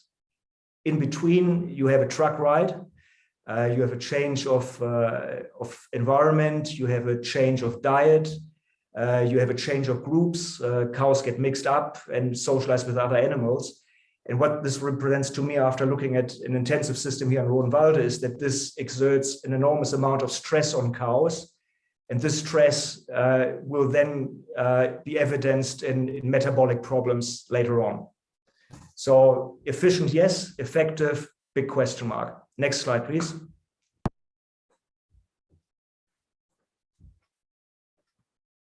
This should be, yes, okay. So this is a brief look at our silage stocks at Milchhof Rodenwalde. What you can see here might be 65–70% of the annual supply of the base feed ration. So this is just after harvest. What I would have to say here is that because the harvesting window of supplements is so small compared with what I'm used to, that the risk of getting it wrong is elevated quite a bit. So you always get the harvest in, but is it really at the peak of its energy levels or peak of its nutritional qualities? Yes, it can be balanced out, but I come back to what I said earlier. A bad supplement costs you as much as a good supplement. Often it's just the ability to get it at the right time that's really letting you down. And to me, this is a high risk factor in the system. Can it be managed? That's a question that I can't answer at this point, but I would worry about this. Next slide, please. We're almost there. One more minute. So in summary, I would have to say, well, complete system change between the two, it's not possible. It's probably not desirable either. Why am I saying this? Well, I know politicians in New Zealand would like to have all farmers have their cows in farmyards or in buildings with a roof over it. And I know in Germany here, politicians might want to have all cows outside. So one or the other is really, could be very difficult. I think there is a clear production focus in an intensive system, and there is a cost focus in a pasture-based seasonal system. I think there might be some things that could work well in one system, that you might be able to adapt it in the other system, and vice versa. The conditions that would apply, of course, are sometimes as little as in a mindset change. Sometimes it might be a small investment. Again, a complete change is not possible, but there might be things that you might want to think about adapting. And as you're thinking about your work or work streams, think about them. Are they working well? Are you hitting benchmarks? And if you do, you might want to review whether the system is the most efficient possible that you can establish. And on the other hand, if you have an efficient system that is very low cost, and of course all this can be benchmarked, you might want to say, well, I'm efficient, but am I really maximizing the opportunities for my cows to be the highest possible producers and stay healthy, not just in one lactation, but over their entire lifetime. So next slide, which will be the last one. And you can leave this slide on this setting because these are sort of my take-home messages, and I don't think I need to say much more about them. So I thank you for your time. I hope you got a little bit out of this, and we are available for Q&A, of course. Thank you. Thank you very much, Sven and Hans-Peter. I think it was a very interesting comparison, actually worked out quite in detail. I think already, like you said, Sven, in the beginning, you think, does it make sense to make such a comparison with the big differences in farm systems? But I think it actually does. I think you showed that. My first question would actually be to Hans-Peter, because he probably already knew that this presentation was coming up, and he's probably been discussing with Sven already a little bit. So what kind of learnings do you take out for yourself from this comparison and from your discussions with Sven? No, we're thinking of being more efficient. What the work stream is, what the work we do on the farm to make it more efficient. That's what we will work in the next month. Yeah, and do we have tangible ideas for that already? We have a lot of ideas, yeah. Can you share some of them? What these ideas are? What are you thinking? A little example. We at the moment when a cow calves, we drench the calf with 4 liters of colostrum, and then we put an air tech in, and then we disinfect the navel, and then we bring it in a hutch. That takes almost an hour.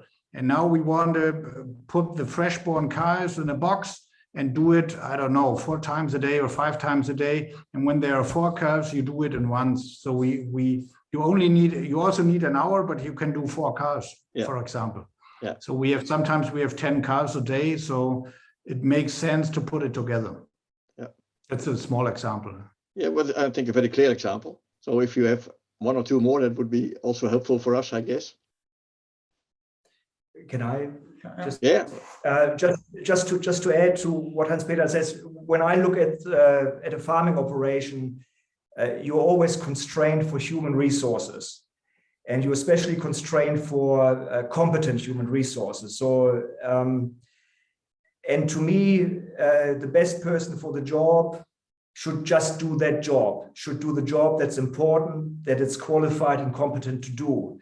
And then there's a whole range of other jobs that can be done by someone else. So in my mind, I always think, what do I have to do and what can someone else do? Because I think it's a waste of money and resources for a highly qualified person to do something that's actually quite simple and straightforward. And this is my thinking. This to me would be inefficient. So I'm saying, well, how can I free that person up to do the critical work on the farm?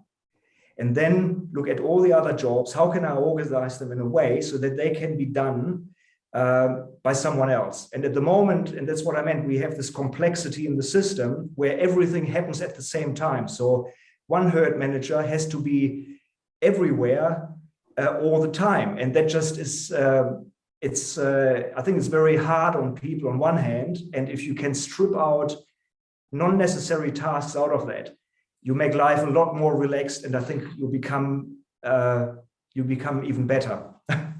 Yeah, I think so. It's not just about the technical side of the farm and how it's organized and what tasks have to be done, but it's also about people management and how do you put the right people in the right place to do the right things. Yeah, and the other example you said, I'll give us more examples. Yeah. The other one that stands out to me is very clearly the single box treatment or the single box feeding vis-a-vis what I've shown, where you feed 100 calves in 10 minutes.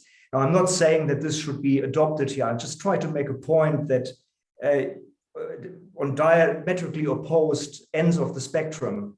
And what I'm saying is single box feeding, yes, it's highly effective. It achieves certain things, but can we achieve the same things with streamlining them a bit more? And group feeding to me is one example, and I've seen it work. So we're moving along a continuum, but we're not trying to be a New Zealand type operation. But that's what I mean. You got to start thinking, where are the opportunities for these sort of things? I think that message has been clear across the presentation. So do not just copy, but try to take your learnings from other systems and see what you can implement on your own system. There was some delay in the presentation because you had to wait for the slides we already saw earlier. So there's not much room for any more questions. I have one maybe final questions. How did you two actually meet? How does it come that you sit together here and discuss this topic? How did that happen?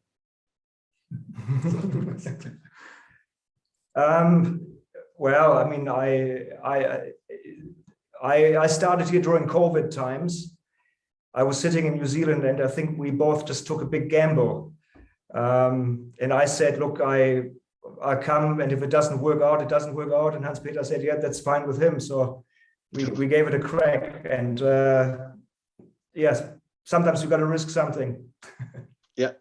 But it was very unconventional, absolutely, yeah. Yeah, but that's why I'm always curious.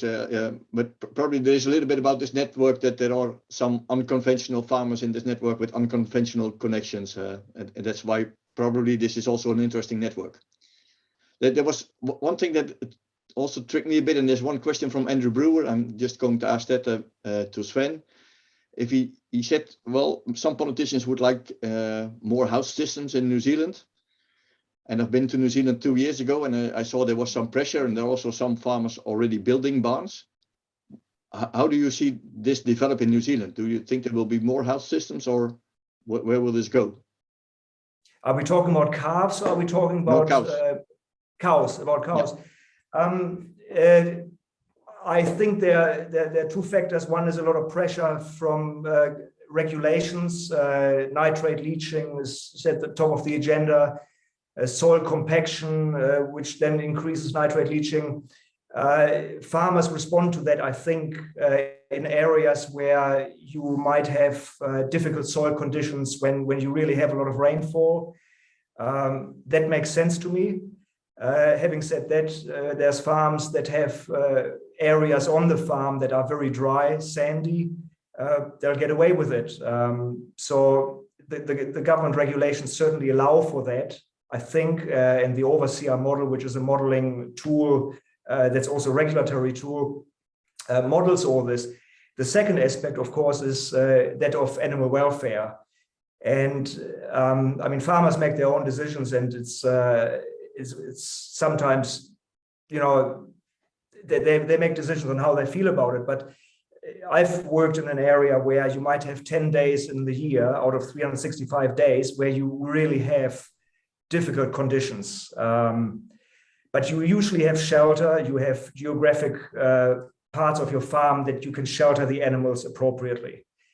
But if you move into areas of Southland where you might have a lot more rain and a lot harsher conditions, I think there the animal welfare aspect probably is a lot stronger, and farmers do take action. So at the moment, I think that aspect is one that's individually judged and taken forward on that basis. Thank you very much. We have to wrap it up. Sven and Hans-Peter, thank you very much for your very interesting comparison and presentations and the great video of the farm. Thank you. And we'll move to the next presentation.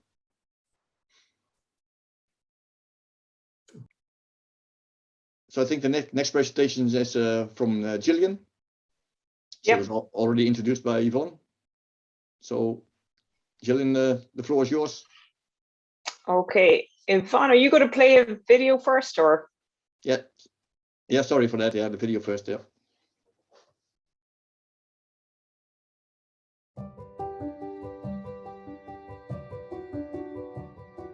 Myself and Neil, we're farming here. We've got 4 kids. We farm on a 41-hectare milking platform. It's very, very steep and south-facing, so we're often challenged by dry conditions in the summer. We're milking about 100 cows in a once-a-day system, and last year we produced 438 kilos of milk solids per cow, and that's milk with about 560 kilos of meal as an input. I guess our farm philosophy would be that we want to, you know, what we have is kind of broadly 3 elements. We have farmers ourselves, we have our livestock, our cow herd, and we have the natural resources on the farm. So that's the soil, the air, the water, and the biodiversity. And we've created a system where all of these things work together and nothing is left behind. So the farmers have to thrive, our livestock should thrive, and the natural capital on the farm has to thrive. And that creates a sustainable system, and it leaves something healthy behind for the next generation to move on with. Most of the natural advantages that we have here, our farm is extremely dry, and we're able to grow grass and graze it very well for about 10 months of the year. What that does then is it makes us more resilient. We're less subject to financial hardship or stress when commodity prices rise. So after that first year of milking once a day, we learned 3 things that convinced us to stay at it. Firstly was that once a day gives incredible flexibility and an excellent work-life balance. The second thing we learned was that our farm was actually quite suited to once a day, being fragmented, being incredibly steep. The cows, we were able to utilise grass further and further from the parlour, and it just opened up other areas for us that we could lease land from. And the third thing we realised is that some cows were ideally suited to once a day, so we had really good genetics within the herd. They were able to produce 500 kilos of milk solids on a once a day system without even breaking a sweat and going straight back in calf. We know broadly that we're expected to have a 20% reduction in nitrogen fertiliser usage from 2018 levels. So that is something we have to implement by the year 2030. Yep. Great stuff. So just to say thanks to the global dairy farmers for giving me an opportunity to speak this evening, and I'll get cracking because I say we're a bit tight on time. So by way of introduction, I'm Gillian O'Sullivan, and I'm farming with my husband Neil, and we have 4 kids. And myself and my husband both graduated as veterinary surgeons from university in Dublin like 10 or 15 years ago. But now we live in the southeast coast of Ireland, where we're milking 100 cows in a seasonal calving grass-based system. So my story tonight is actually is quite different to what the one that has come ahead of us. So tonight, what I'd like to talk about is, I guess that the questions why. Why did we end up milking once a day, and what convinced us to stay with this system? And again, to cover the challenges that we met along the way. But mostly I'm going to focus at the end on farm system principles around system-based farming, because really once a day is not applicable to most people listening tonight, but systems-based principles are quite relevant to everyone who farms. So this is the first why. Why did we end up milking once a day? Well, this picture, that's my brother Vincent and my father, and they farmed together, and my father was stepping back from the farm. My brother was in the process, he was 27, in the process of taking over. And he was building his house, he was getting married, but unfortunately in December 2008, he died suddenly in an accident. So basically, we were facing into 2009, which is our spring calving season, with quite a significant hole in the farm in the shape of my brother. And at the time, I took a couple of months off work to get through the spring calving, but I'd had to go back to my job. So we made a decision to start milking our cows once a day, simply to take the pressure off everybody, to give ourselves time to cope and to think and to just get from one end of the year to the other. So that's what we did for 2009. And at the end of the year, our production was back 20% on what it normally would be. And you think that was a reason to immediately change again back to what we were normally at. But as I said, we had learned 3 pretty important things that year. And at the same time, myself and my husband decided that we would make the big change from city living up in Dublin to come down to our home farm and to learn about dairy farming and learn could we take over managing the farm. So this is one of the first things that we learned about once a day, is that it really, really suited our farm and our layout and the landscape, because our farm is fragmented. As I said, we have 41 hectares there, and it's incredibly steep. And you might say that doesn't look too steep, but this is the type of farm where it's lose your tractor down the hill type of farm. And it's, tractors, if you look at the wheels of the tractors don't fall uphill, they roll down. So this is, our farm is quite challenging when it comes to, getting the cows from the end of it up to the top. And when we changed to once a day, we halved our walking distances, which is, simple, but it actually had the effect of reducing lameness to being virtually not an issue anymore. It was non-existent. And once a day then also cut out a lot of travel between the fragments of our farm each day. So in essence, it took away the challenges of having a steep farm. And the second part was that this was some cows we saw, even though 20% of a reduction in production occurred that year, there was actually a cohort of genetics and cows within the herd that were ideally suited to it. And as you can see there, this is a typical crossbred cow that we have in our herd. And what I'm going to show you is this is like a cow school report card that we're typically used to seeing here in Ireland. So you can see up there at the top, I'm going to focus on the top line there, which is breed. So she's a crossbred cow. And if we go to that first line there for lactation, this cow is a 9th lactation cow. And we move on to the next line and it goes number of services. So she has gone in calf to 1 service every year. So she's very, she's quite fertile. And then if we look over and we see her milk production is averaging over 500 kilos milk solids. And that's with the next line over showing it with a low cell count. So these things are important because when you think about milk production in Ireland, and I go one slide back there, our national average is not what maybe you're used to seeing in Holland or in the US. Our national average milk production is you would say 5,500 milk kilos, but that's simply because we're a grass-based system. And when you can see that our herd average last year was 4,500, but we were producing more kilos of milk solids than the national average herd that milks twice a day. That's really important because we're not paid here in Ireland based on litres, we're paid here based on your kilos of milk solids.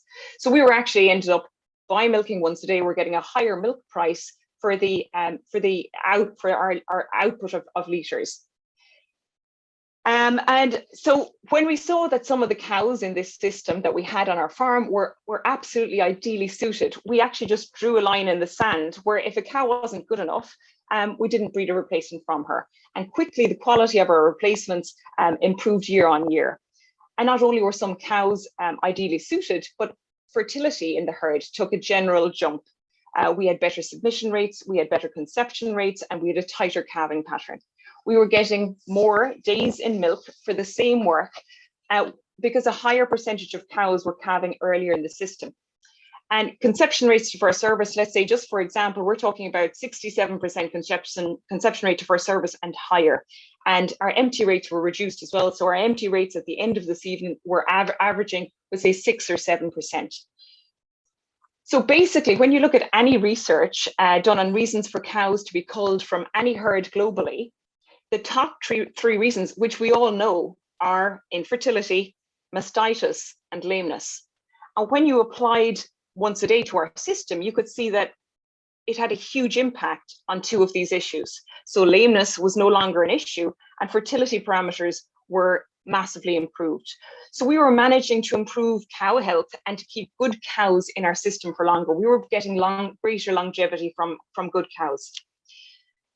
So when we saw that all of these things were working, we said, right, we can, if we tweak things in our system, we can certainly make this system work for us. Because the third reason why we enjoyed once a day was because it gave us wonderful flexibility as a family and an excellent work-life balance. And that we were milking 7 times a week. I mean, it's brilliant. And in the summer, it was as simple as milk the cows, and we were finished at 8:30 in the morning. And when the kids are off school and it's sunshine, sometimes the sun shines in Ireland, believe it or not, you can know that beach over there is an Irish beach because you can see the sun, bouncing off the Celtic skin there. That's very white in the background. But yes, we do get sunshine, and when it does. When the sun does shine, we are out on the beach and making the most of it as a family, because your kids are only young and small for a little, for not very long before they leave the nest, and that to us is a huge. That's really, really important, and it's a big priority in our family. So now we come to the challenges, because everything has been rosy in the garden so far, and we learned pretty quickly that once a day puts a magnifying glass on certain faults. So let's say so in particular cell count and udders. So we began to only breed cows that had good udder conformation, because basically if you have a low swinging udder, and you have to walk big steep hills and you're milking once a day, that udder is not going to last in the system. So we put a focus on only breeding cows that had good udder conformation. And then the other thing that we realized is that we became very focused on preventing mastitis occurring. And we put a lot of measures on the farm into prevention, mastitis prevention across the board, because we want to deal with mastitis as little as possible in a once-a-day system. And then thirdly, I mentioned body condition score. So cows that are milked once a day are under lower metabolic stress, and they run at a body condition score that is a quarter to a half times higher than their twice-a-day counterparts. So that's a great positive for the year, because you see these benefits in fertility and that. But when it comes to dry off stage, sometimes those cows can be in really, really quite good condition at dry off, and they're in danger of becoming over fat in the dry period. So we put a much greater level of attention to managing body condition score in the dry period and to prevent fat cows at calving. But one of the most important lessons we learned is to know your system. This is a low cost, low input grass-based system. And if you drift from that, you can make yourself quite a busy fool. And that comes back into our, we'd say, key system principles that we learned along the way. So firstly, to design a system to suit your farm landscape and resources. So by changing our farm system to once a day, we overcame the challenge of our farm layout, and we turned it into from a disadvantage to an advantage, where we could actually access land further and further from a milking parlour without having any negative impacts from that. And secondly, to target cow genetics that suit your farm system. So a cow to suit the system is how we put it here. You know, for us, if there's little point in putting a 10,000 litre cow onto a farm and expect her to produce and walk and graze grass for 10 months of the year, it's not going to work. So we need a robust, hardy cow that can graze grass and turn it into milk while walking hills for over 300 days of the year. So next, keep it simple. That's the KISS principle. Everybody knows this. Keep it simple. Otherwise, you know, when you start to complicate things, then it means that if you weren't in the system, so if you were gone for 2 weeks, is everything going to fall apart on your farm? If you keep it simple, keep decision making simple, then that everybody can buy into that, and it's a repeatable type of system then. So keep it simple is very important, and I think that was mentioned by Sven earlier in the earlier presentation. And then lastly, then we have a mantra to measure, monitor, and improve. Target setting and benchmarking is so important to keep your business thriving. We started benchmarking, and initially it was about cow production or grassland production. And year on year, we've extended that to include financial benchmarkers, to more around grassland benchmarks. So things like our nitrogen usage, our nitrogen use efficiency. We have cow parameters that we're measuring now, and environmental markers, so such as habitat cover on the farm. And broadening what we measure each year drives constant improvement across the whole farm system. So lastly, I just want to touch on the idea of sustainability within a farm system, because I think the word sustainability is so overused in farming circles that it's now virtually meaningless.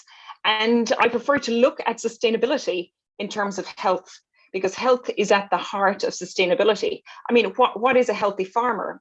A healthy farmer is one that has a good income, that isn't burned out from working. And a healthy cow is obviously one that is both productive and fertile and suits the farm system in which she's in, allowing her to have a degree of longevity to her life. And a healthy resource, well, I would think that any farmer would like to see that their impact on the environment is that they either maintain or improve the air, the soil, the water, and the biodiversity while the farm is under their stewardship. So when you view sustainability as being a marker of health, or rather than a marketing slogan, then it makes a whole lot more sense in terms of managing our farm systems when looking towards the future. So I was told to have a question, and we'll put it at that, and I'll say thanks ever so much to everyone this evening.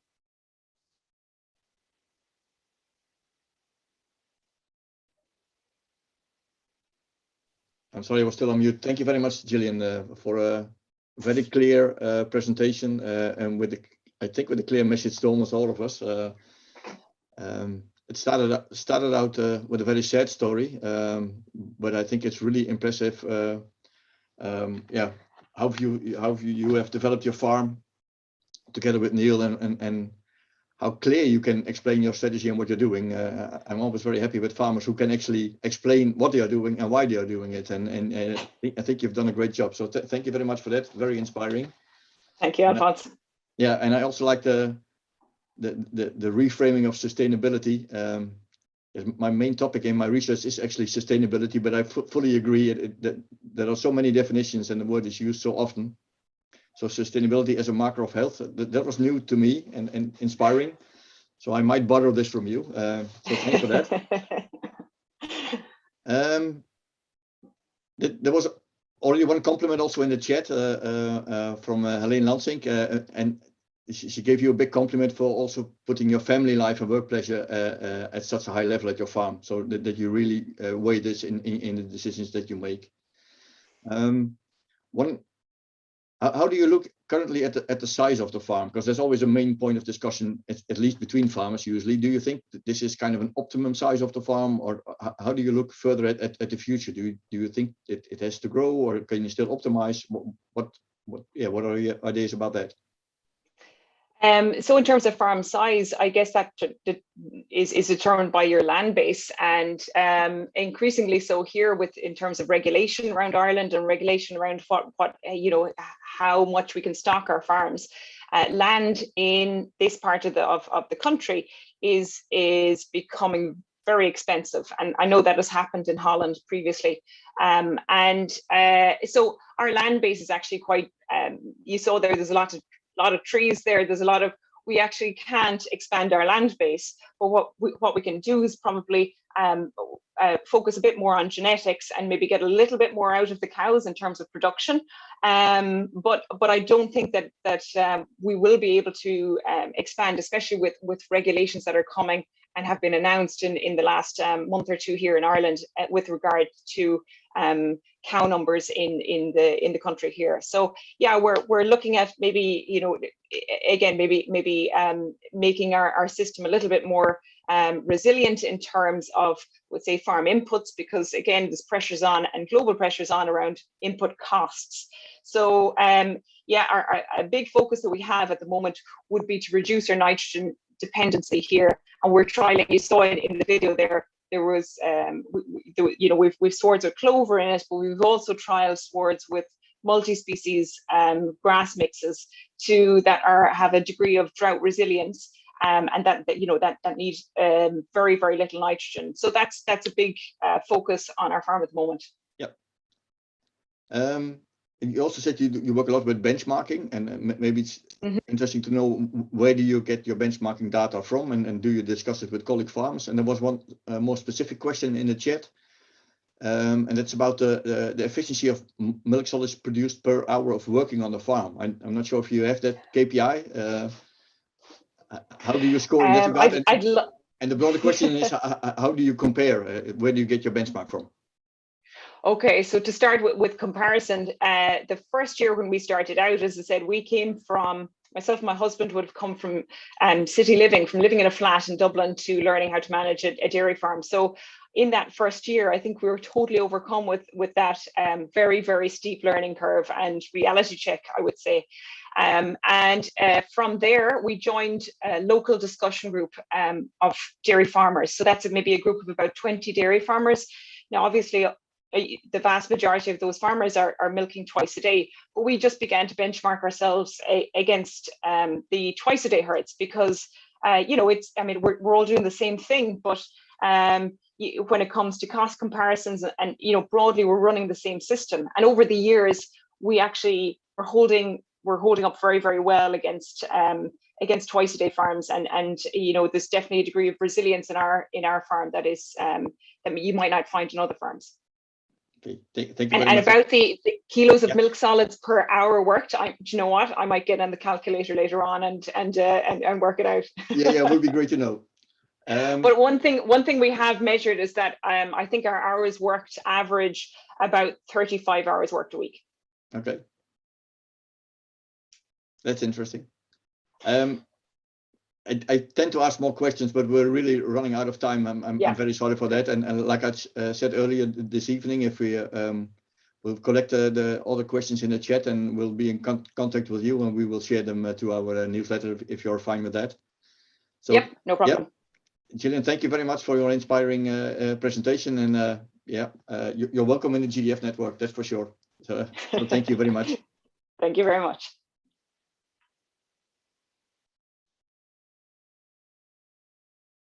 So I think that this were the two GDF solution centers, and I think this is, I always like this part where farmers share their knowledge and share their ideas and their questions.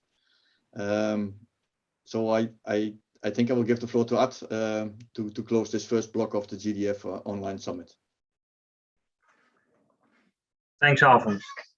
I think we have a very good first block, our 24-hour event. Many practical stories, clearly focused on the future. A few highlights from my side. Demand of milk will be growing the next decade. World population is growing faster than consumption of plant-based dairy alternatives. Technology is a topic. Will be even more important in the future, and how to implement data. We also speak about it in the breakout rooms. We had many discussions about very special management topics, fine-tuning certain parts of the management.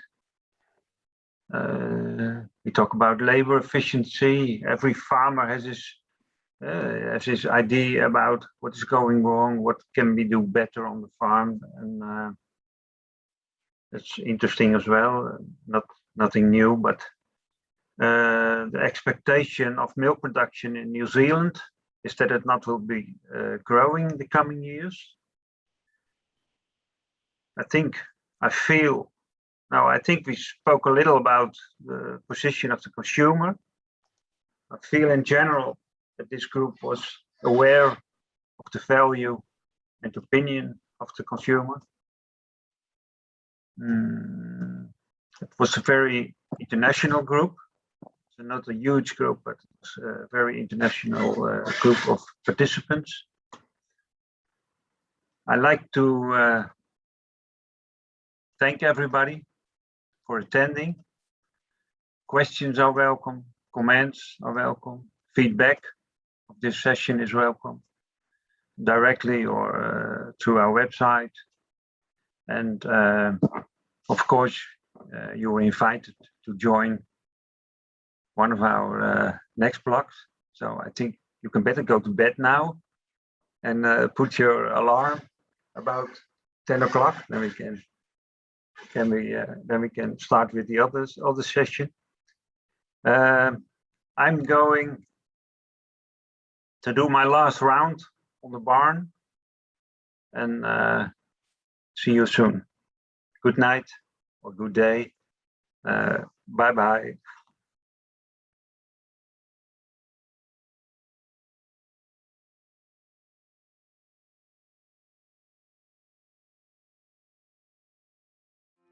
For years, Holm&Laue milk taxis see to healthy calves on farms. The new generation of Milk Taxi 3.0 offers a range of innovative options to make your work easier and more effective. For example, the mixing and feeding of milk replacer. The lid of our milk taxi can be fully opened for simple filling.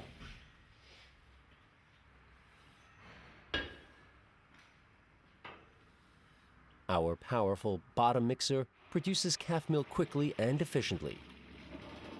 The temperature gauge allows for optimal control of desired drinking temperatures. Here's what Annette Stuben says about that. The milk taxi allows us to maintain an optimal drinking temperature over a long period of time. And the milk taxi is absolutely dependable, sturdy, and easy to use. So the milk taxi has been a big boon for us, a major success. It used to take much longer to feed the calves, nearly an hour for that task alone. And that in turn led to problems with the drinking temperature. So the milk taxi has helped enormously and saves so much time. Here, the whole milk is taken directly from the milking machine and fed into the milk taxi.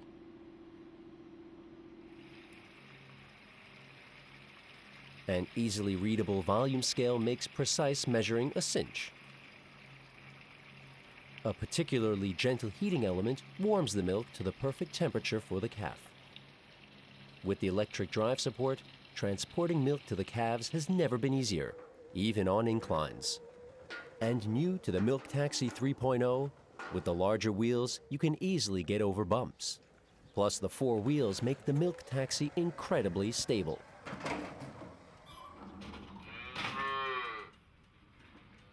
With the dosing arm, it's a snap to feed a large herd of calves in a short period of time. And a battery-operated pump frees you from electrical outlets. With the push of a button, the optimal dosage of milk is parceled out. And since every calf has its own needs, amounts can be individually and easily adjusted. The calves, the trainee, and the foreman are pleased with the result. We raise about 200 calves per year. We used to do all the work by hand, feeding each calf individually from a bucket. But with the milk taxi, the work gets done in a jiffy. The advantage for us is that the calves always receive the exact amount of milk, no matter who does the feeding, and that makes for healthy calves. After each use, remaining liquids are disposed of, and the milk taxi is thoroughly cleaned. Fill it with water. And again, the push of a button is all it takes to start the semi-automatic washing procedure. The tank can be cleaned separately with a brush.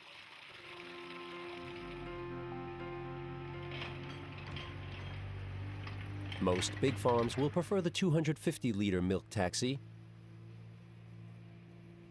It can feed 100 calves per day, easily and economically. And it reduces working hours by up to 40%, which drastically affects rearing costs. Organic farmer Ernst Metzger-Petersen is convinced the milk taxi is an important innovation. We recently moved our calves to outbuildings. They're a bit further away, so the milk taxi was really the only solution. Now we can feed the calves directly after milking, and that improves overall productivity. The milk taxi also allows us to regulate for individual feeding requirements, and that's an amazing plus. We can regulate the dosage very precisely, 3 litres, 3.5 litres, however we see fit.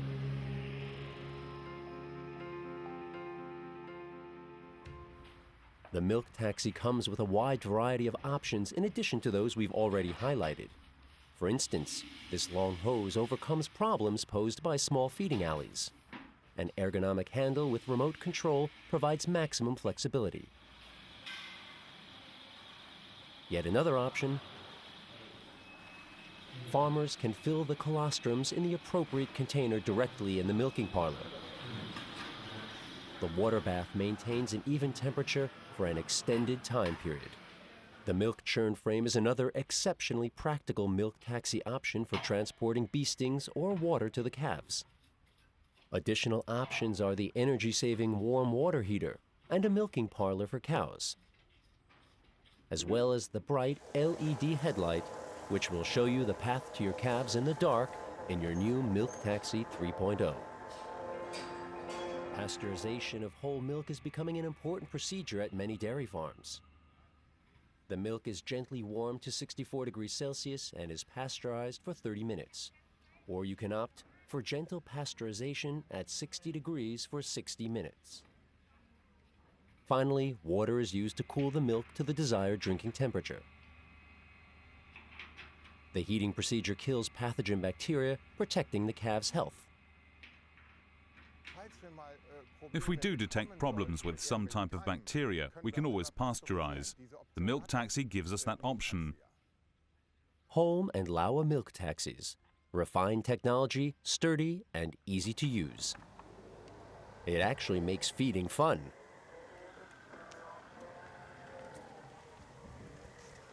a versatile carriage on 4 wheels, and with electric power, it's more flexible than ever before. The milk taxi comes in a variety of sizes, with 80 liters for less than 25 calves, and now new with 150 liters, 260 liters, or as a trailer with a 250-liter tank. Milk taxis from Holm&Laue, for happy calves, satisfied farmers, and much, much more. Our calves are happy and so are we. In fact, we are even more pleased because we have happy calves, and that's a lot of fun.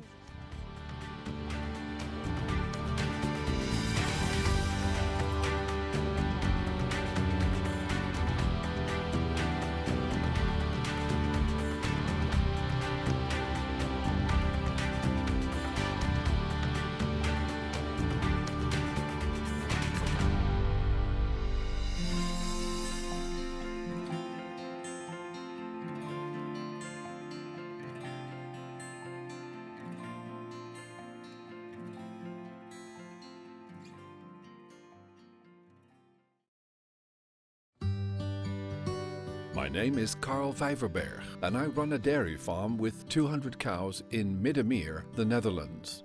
Today, with the help of my farm management system Lely Horizon, I'll show you what my typical workday looks like.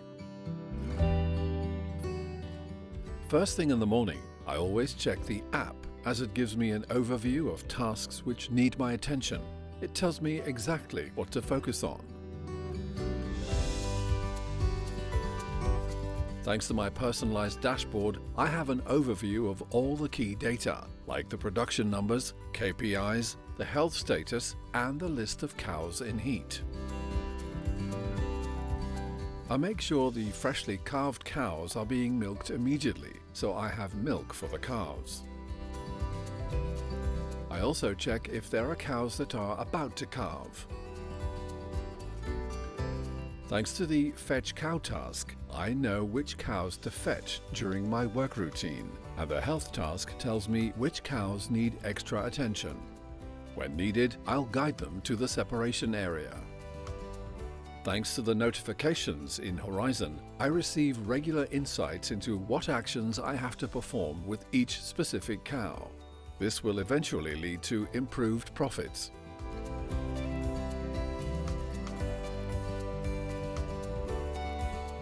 Cows that need attention are automatically routed to the separation area.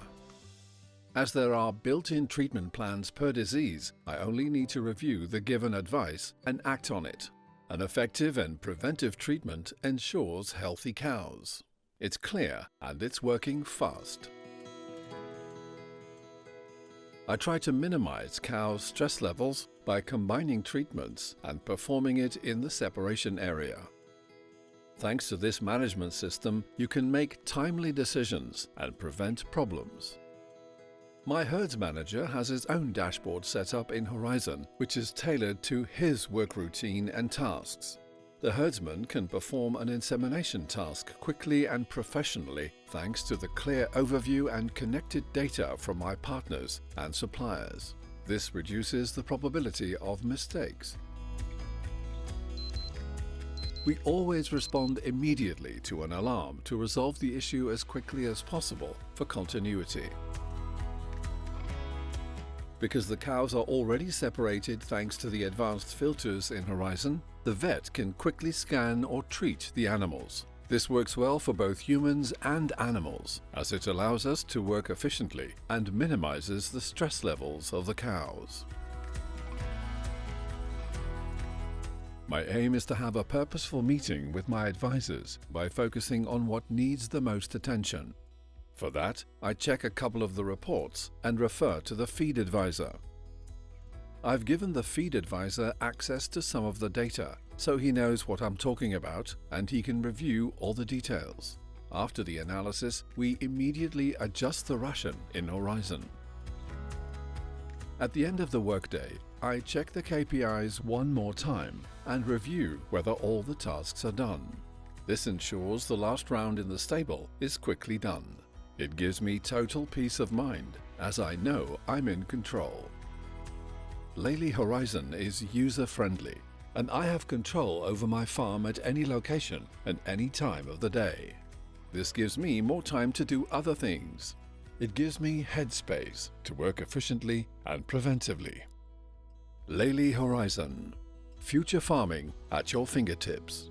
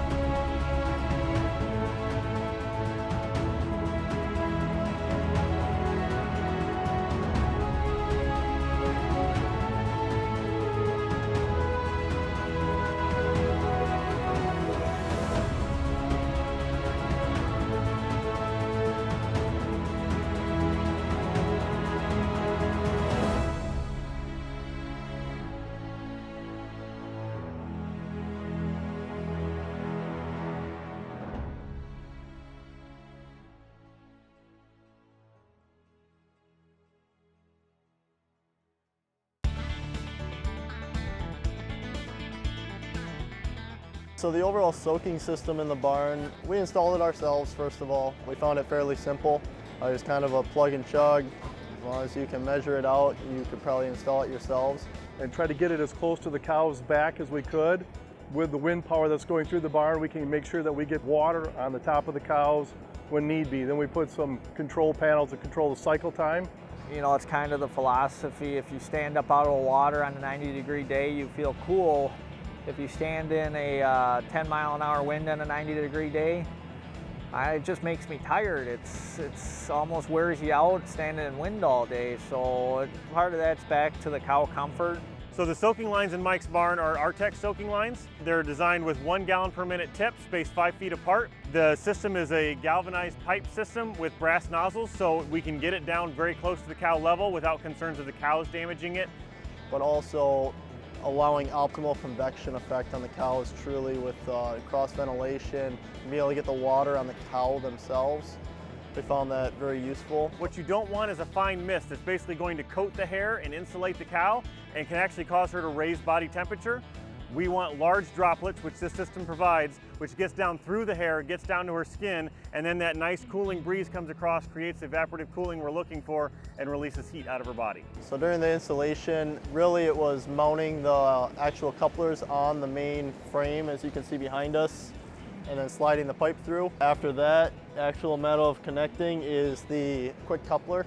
Very straightforward. Rubber gasket slides over, coupler seals it. Really has never leaked. Quite efficient, very well maintained. Just getting that water on the cows for evaporative cooling is incredible. The adjustability factor is key compared to a threaded pipe.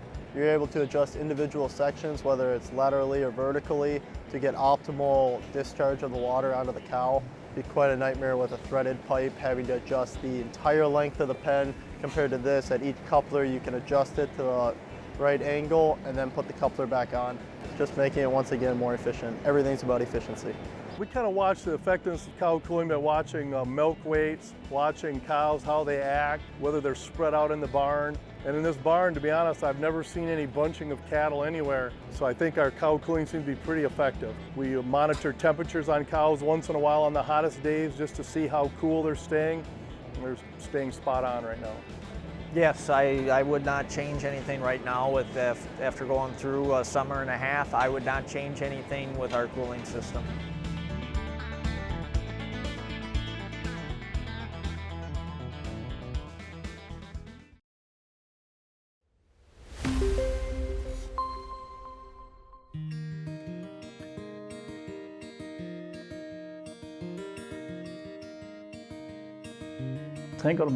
Automatic feeders have been providing benefits in calf feeding for many years now. The calf decides for itself when it would like to feed and is fed the milk in lots of small portions, just like feeding from its mother. In the meantime, farmers' needs have changed. Alongside making work easier, other factors now play an important role. Modern feeding recommendations, such as the use of ad libitum feeding or the feeding of pasteurized whole milk, presents feeding technology with new challenges. At the same time, innovations have made animal monitoring via sensors and data evaluation possible, even in large herds. All this has led us to rethink the calf expert and put the calf at the center of our considerations. Let's take a look at intensive feeding, for example. Lots of farmers are looking for solutions to wean their calves gently off high quantities of milk.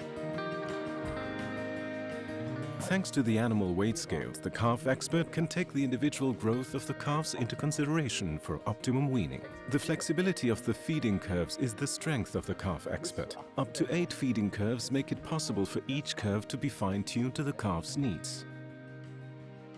QuadroFlex allows us to feed up to 4 calves at the same time and respond immediately if a calf requires an individual feed mixture. This is possible because every portion is freshly mixed as soon as the calf enters the station. Calves do not like fluctuation in the composition of their feed. But when various milk replacers and whole milk come into the picture, things get interesting.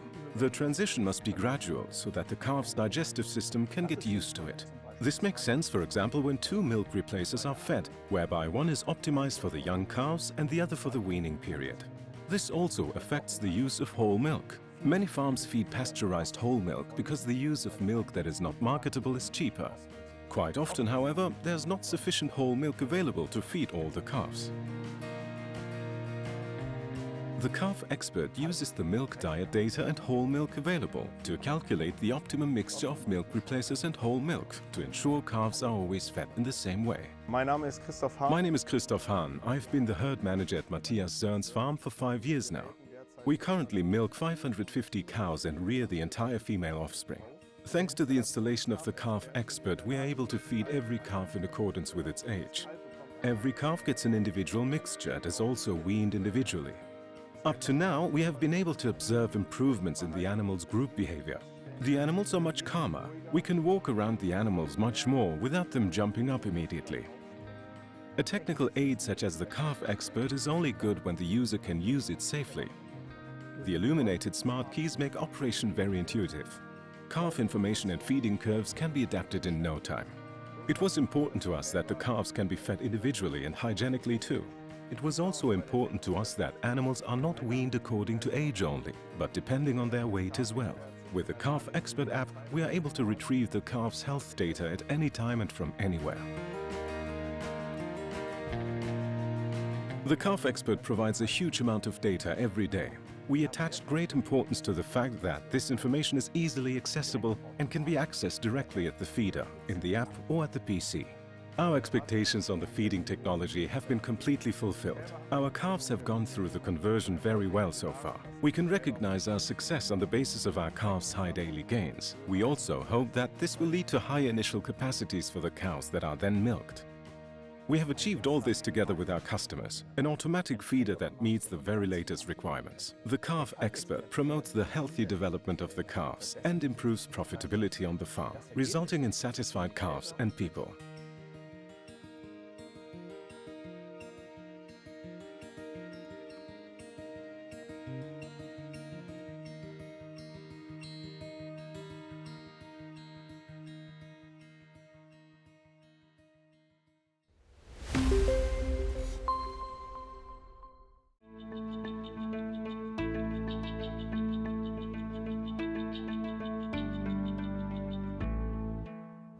Hi, I'm Peter Armstrong.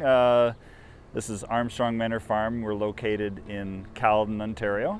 I'm 5th generation on this farm. We're currently milking about 290 cows 3 times a day. Our average milk production, given the heat we have right now, it's running around 38 kilos a day. If we could get rid of some of this heat, I'd like to see it get back up over 40. Butterfat, we're running 4.1, 4.2 butterfat and 3.3 protein. So the cows are doing well despite this long stretch of heat that we've had. Our mixer that we have here is a 5850. And I was actually trying to think, I believe this is our 5th mixer. And that isn't to say that we always have to replace them. We like to keep current with a lot of our machinery, so before they get run out, we like to update them. The service that we get from Jaylor is tremendous. Just really pleased with them, the quality of feed that we get out of it, the consistency of feed that we get out of it. I'm going to say it's probably been about 12 years we've been running Jaylors, and anything else would be stepping backwards, I think.